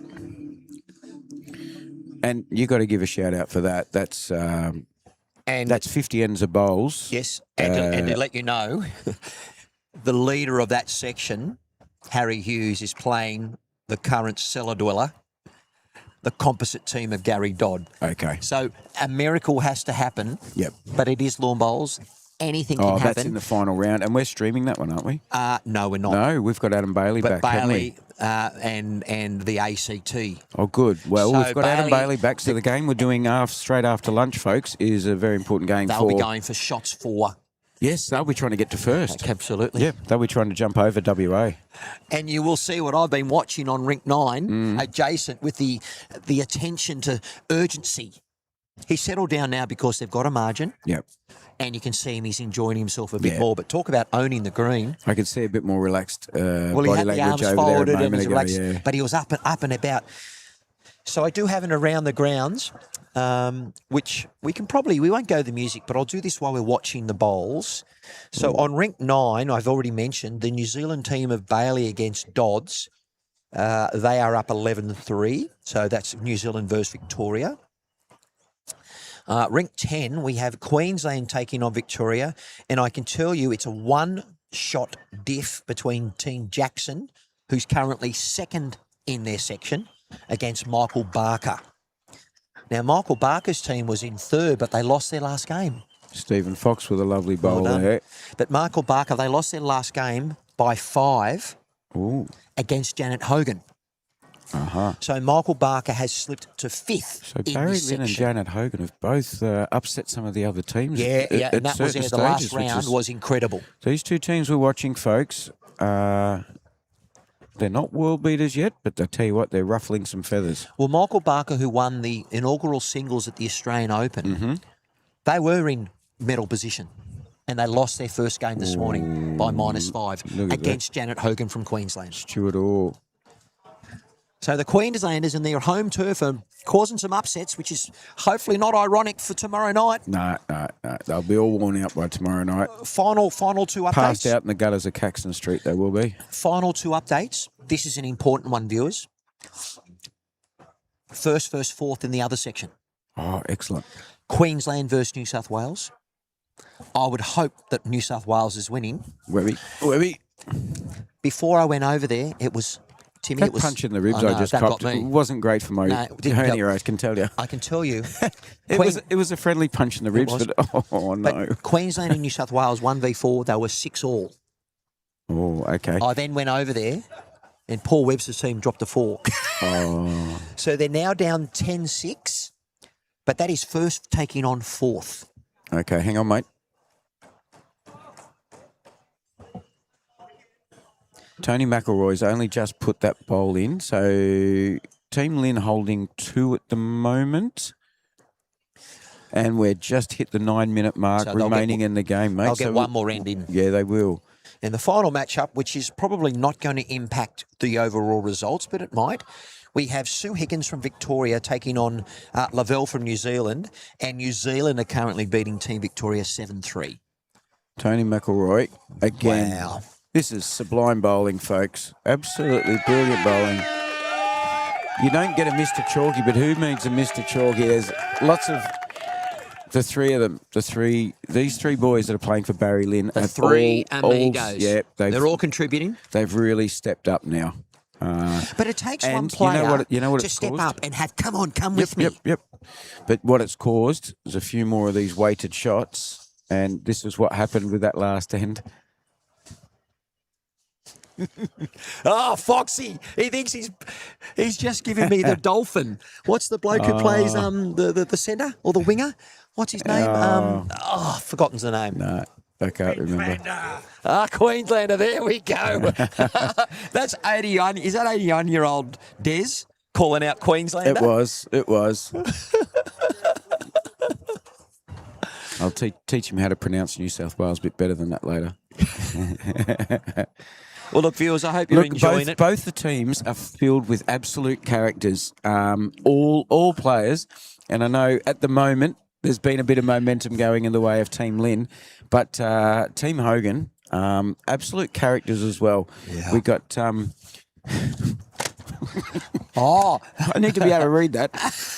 We've got... sorry, viewers, there was a cyclone that just came through. Des Balance, Stuart Orr and Petrus have all walked past with massive smiles on their faces as well. But it's just the momentum has been with Team Lynn. As I said, they were down 5-0 and they're now 10-5 up. If this ends up on the centre line, he might not be as upset about it being short. No. So where Petrus is calling him on the forehand Janet anyway. going, Timmy? She has to go forehand, and she can trail it. Petrus's bowl and... Gee, her track's pretty good. It all depends on her weight here, viewers. She wants the jack clean here. It's arriving. It's getting down. Is it just going to swoop? Coming in. But you know what? She needed the weight too. She just didn't have the weight. Yep. Got to give it a chance, viewers. Yep. She has got it. Yeah, they've got 3 at the moment. So if that jack moves, I know it's going to a Queensland bowl, but who's got the catches? So you've got the orange of Des Balance. Which is hers. You've got the mixed colour of Turbo Pro, which is Petrus. She could pick up a 4 here. And you've got that speckly, purpley looking one. Well, Barry Lynn's coming in and with some purpose. He does not want to move that jack, viewers. If he trails, he could be in a bit of trouble here. Ooh. Oh, no, it's staying with it. It's okay, but it's made the target look a lot more... inviting. Or too right. But did you see the weight to use by Petrus? He only said, give me a yard through, or not even a yard, give me a foot. She needs a yard. Yep. It's on its way, and the hands are waving, so... Oh. Yeah. So 3 and a measure. The boys have already indicated it's 3 and a measure. What a quality game we're watching here, Tim. This has been unbelievable. This game, you need to tell your friends, go back and watch this game. This is folks, the if you're Australian watching. Deaf Game 4s at its best. Yep. And we haven't even come to lunch. Yep. And then after that, they're all going to be battle weary after playing some teams 8 matches in 2 days. Yep. So Petrus bowls the best of Janet's teams. So they're just... Yeah, it's a 3. It's a 3. So it's been an amazing comeback, and I know Melanie will be a bit disappointed, as will Des, Stewart, Petrus, and Janet. They're holding their head up. The ends are brilliant, which means they are playing well. It's just been an unfortunate thing where they're just momentum, mate. But look, okay, so I'm just going to let you know. Really stepped up the quality. So the Queenslanders at the moment that are leading Barry Lynn, they lost by 1 shot against the undefeated Western Australian team last match. Oh. And I don't know how it went, but that was 1 shot. It was 11-12, the shot difference. Holy dooly. So then Hughesy, the Western Australians, had a break. So that was the match to win. Had they have won that, it was going to open up the whole section to Team New Zealand, Team Queensland, and Team Western Australia. So we've been very spoilt. I'm going to quickly go for around the grounds because we've got 4 minutes. I believe every team probably might not get another end in, but I'll let you know. I'll be back in 2 seconds. I can tell you some of them from here if you like. My eyes Yep. may be better than yours. On rink 9, we've got 12-5, New That's South Wales. New Zealand over Victoria. Yep. On rink 10, we've got 6-5 to Victoria over Queensland. No. It's yes. So okay, it is 6-5 to Queensland. Yes, done. Keep Victoria going. over Queensland. So that's Michael Barker's team. Yep. And on rink 11, ACT's on top. looks like we've got 9-5 ACT over Victoria. Yes, and that is Radford versus Walker. And that's about the extent of my ability. Prue's just in the way of rink 12 scoreboard. I'm gonna. No, there's no rink 12. There's rink 13. I'm gonna go to rink 13 14, because that is first versus fourth. Okay. And I know that Webster dropped the 4. Well, they're I wish you'd just get out of the road. We just can't see it. no. Well, they're about to finish their end, so they actually may start their 11th Hit end. mute on me, mate, That and could I'll be a back. record. They might start their 11th end, mate. I'll be back. Mute me. That's good. Many people have tried to mute you over the years. I hope so. Oh, we're getting our money's worth out of each other, folks. We're having fun and we're enjoying some fantastic bowls all round. I can't speak any more highly. It is a fantastic experience for all the players, Melanie. Win, lose or draw, you learn something from every single game you play. If you're not learning anything after a game of bowls, you need to stop and have a think a little bit more about it, because you can learn just from somebody's stance, you can learn from the shot selection, you can learn from the way people's temperament changes during a game.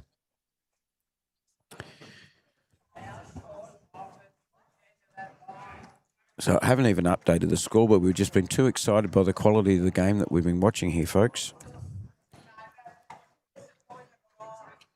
Coming back for the 10th end, and it will be the last end. There's no way they'll start another one. It's just clicked to 1 minute remaining. The siren will sound very soon.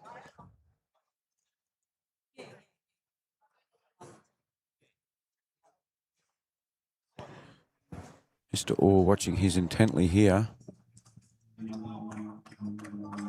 It's just trickled through a little further than he wanted.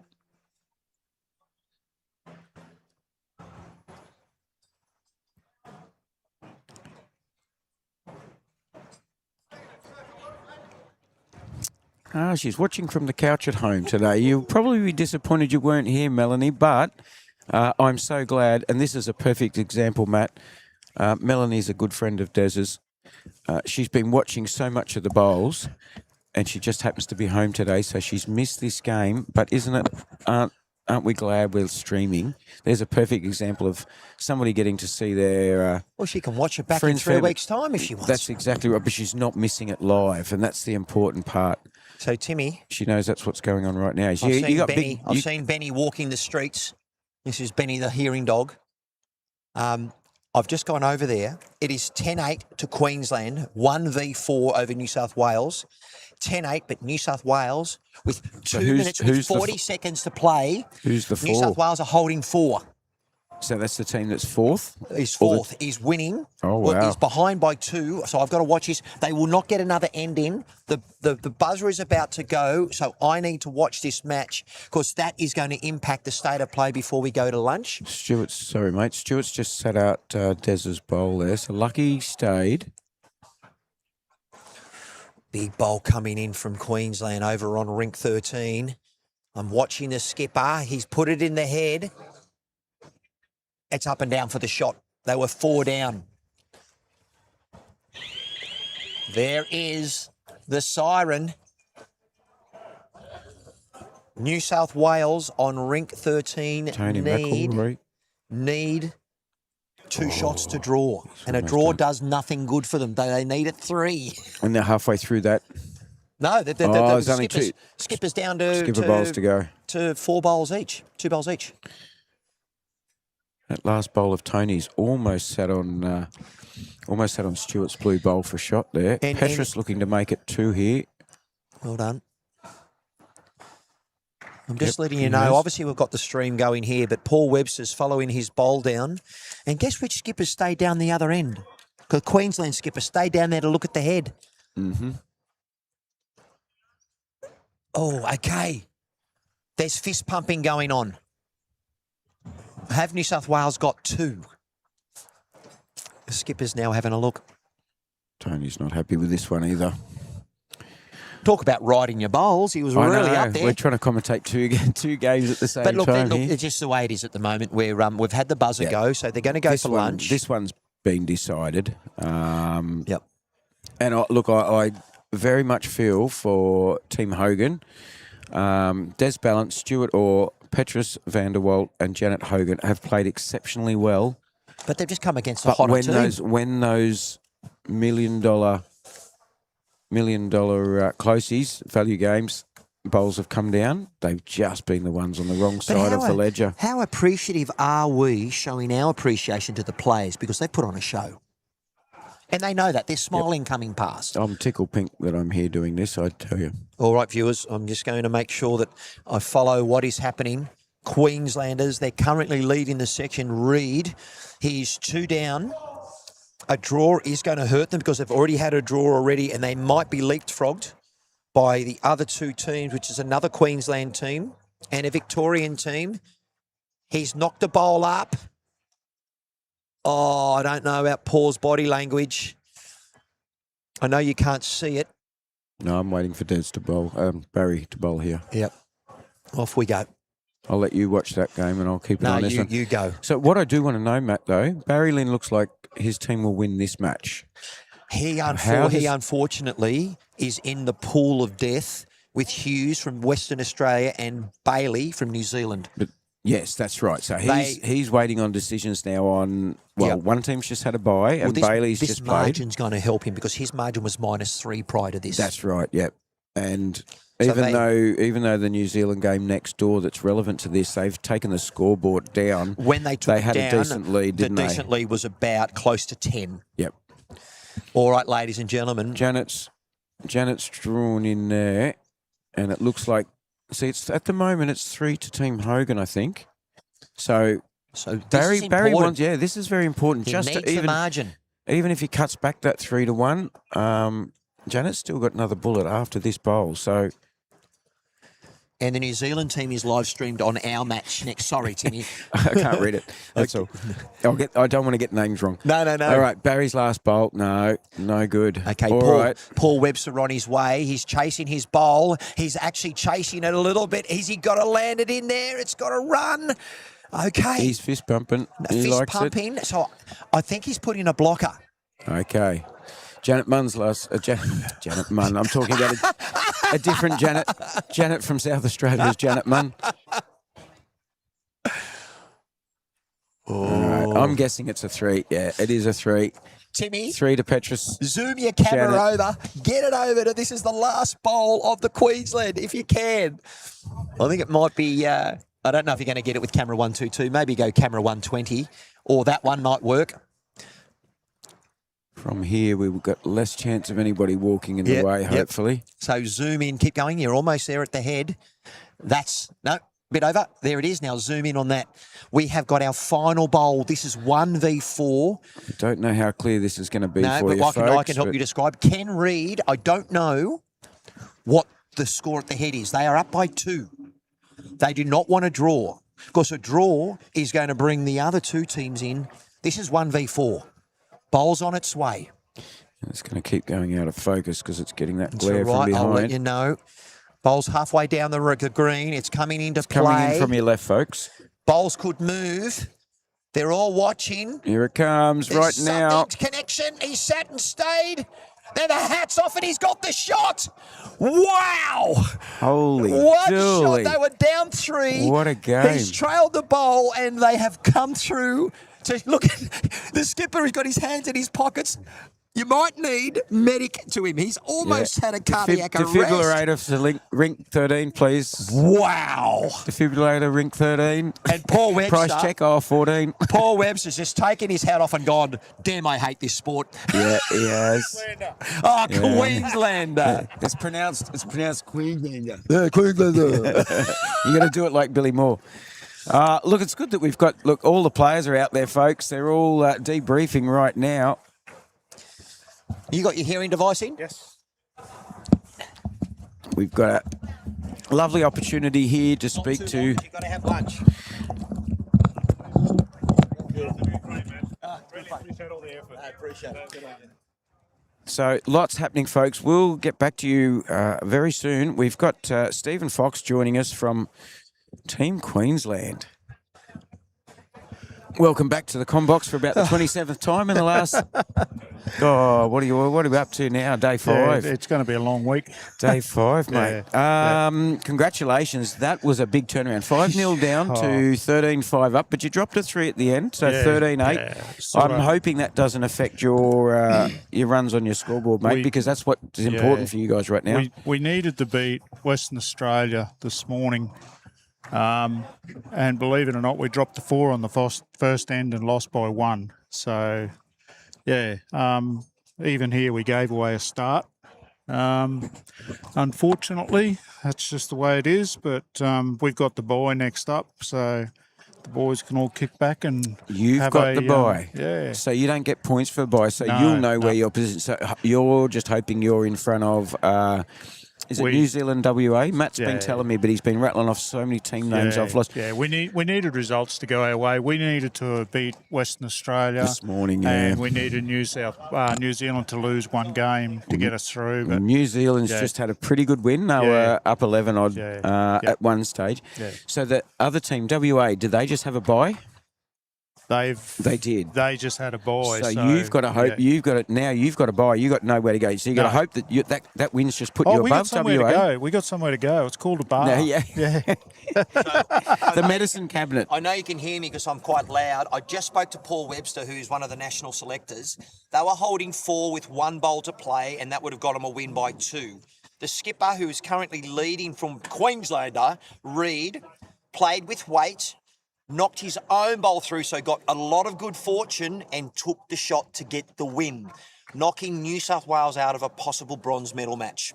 Okay. Gone. So there you go. Maybe what's going to happen tomorrow night. So, absolutely. So Reid has now gone to 4.5 wins plus a margin of 18. So I believe that the Queensland is in that other section, different to where Mr. Fox is playing. We've got maybe a Queenslander first and second in that other pool. Yep. And in your pool, Mr. Fox, you guys had a win, but you lost your last game to the current leaders and undefeated. But you told me you weren't ever in the game. You got lost by 1. What was the story there? Believe it or not, I was just telling Tim we dropped the 4 on the first end and lost by 1. You know, you can't drop numbers. We came back. Yeah, we were happy with the way we came back. And we've actually said, and Tim has said, you've got to watch this match back. It was a cracky match, this one, wasn't it, Timmy? The amount of changes in the heads were astounding. Very impressive. I could see the frustration on your face, the first 4 ends. But you know what? Whatever's Caitlin Inch has worked on with you, you could see that was a perfect example. You pulled yourself together. You got in line. You dropped a bomb. You sat the 2 oranges up there. You did exactly what you needed. You popped that out. Then you were drawing shots up here. The 3 of you did. You would have made Barry Lynn very happy. I could see his hand on his head a few times at the start of the match. You were down 5. Mate, hat off to all 4 of you. But the 3 of you, you could just see it just changed. And I work very hard. If I do a bad bowl, I work extra hard to make sure I've got a good correction, you know. So what's up? It's just I'll never be able to thank Caitlin and Barry enough, you know. I've just got so much confidence in my game at the moment and for correction. And sometimes you don't play the right. I probably shouldn't have played the backhand coming back from the clubhouse down because I knew it wasn't holding, but we weren't being left a lot of options. And that was frustrating, you know, and sort of even if you took weight, it still took weight. It tried it with weight, tried it without weight, and it still wouldn't release, you know. So now it looks like the deaf connector here to maybe steal you away. But Foxy, just one question. Yeah, mate. How does the tactics work when Barry Lynn's talking to you? Because obviously he's using hand signals, but did you guys say we've got to kick the bowls back quickly, we've got to put the mat down, we've got to get as many ends as we can? I mean, because you're looking at a margin. You know, when you look at it, you know, we've all been around bowls long enough and we've all played enough 4s where everybody sort of, you know what's going on, you know the tune of the game, and you know, like, we need to hurry up. I know Western Australia this morning, they got really frustrating. They with 2 ends to go, they were trying to slow it right down, you know, and we're looking at the clock. So, and look, when they've got the mat, you're within your right to do that, as long as it's within reason, you know. So we really had no argument, but strategies and everything. I know a lot of teams were complaining yesterday about skips walking up the head and everything, but that's the game. They're allowed to do that. You can't not do that, you know. right. Adjust to the conditions of play.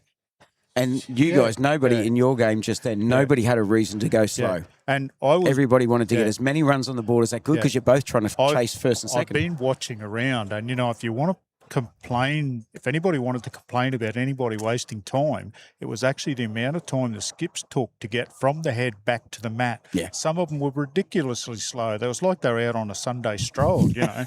And then 2 ends later, they're going, come on, hurry up, hurry up, hurry up. You know? Bring in the shot clock for the next version, but we've got to let you go. It's lunchtime. I'll go have some lunch. I'm on the buy. So if I can, I'm happy to come back and do a bit of time. Timmy be waving the white flag, mate. He's got to go and get some beverages and some refreshments. Yep.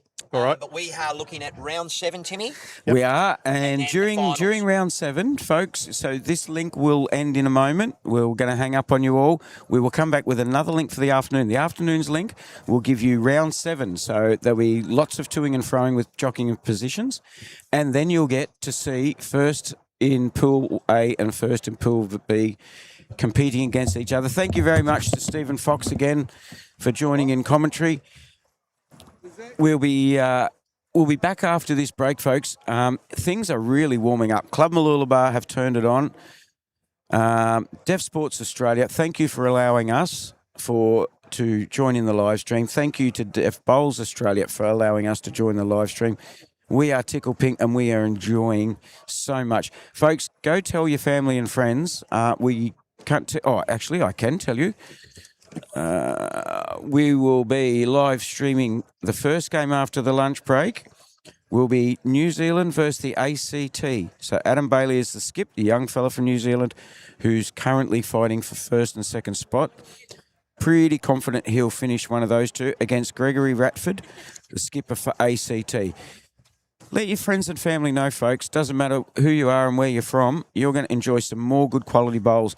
The best of the best are really getting to the top of their game.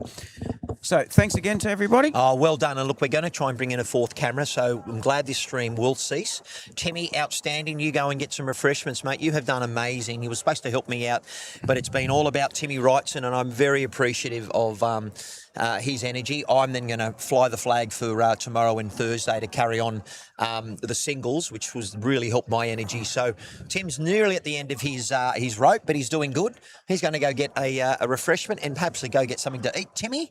Yeah. Love your work, mate. Whatever I can get in my guts right now will be really good. Thanks, folks. We'll see you after the lunch. But now, Matty, it's 12:35 here. Are we starting what time? I'm hesitant to say. I'm going to go check. I want 100% confirmation this time, mate. Hang on. All right. So, viewers, we're going to try and give you an exact science.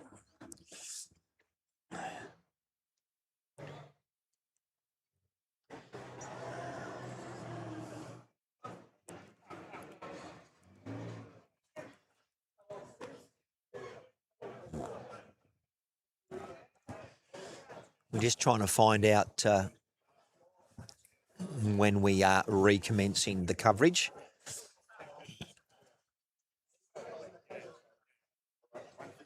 Yeah, 1:15, Matt. All right, just pop that in the chat.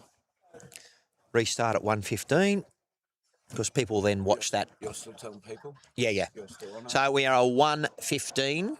Yeah, no, that's me. You got the right one? Yep. I can hear myself. Normally I can't. Just pop that in the chat. A 1:15 p.m. restart, and then we'll conclude the coverage, and we'll be back.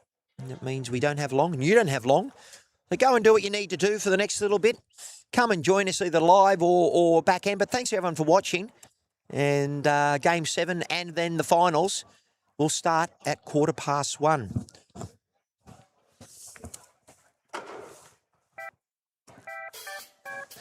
So, I hope you've enjoyed it. Don't miss the action. Bringing to you the Deaf Sports Australia Deaf Games from Club Mooloolaba, the Sunshine Coast, Lawn Bowls, live streaming here. You better be live in it. Enjoy your lunch.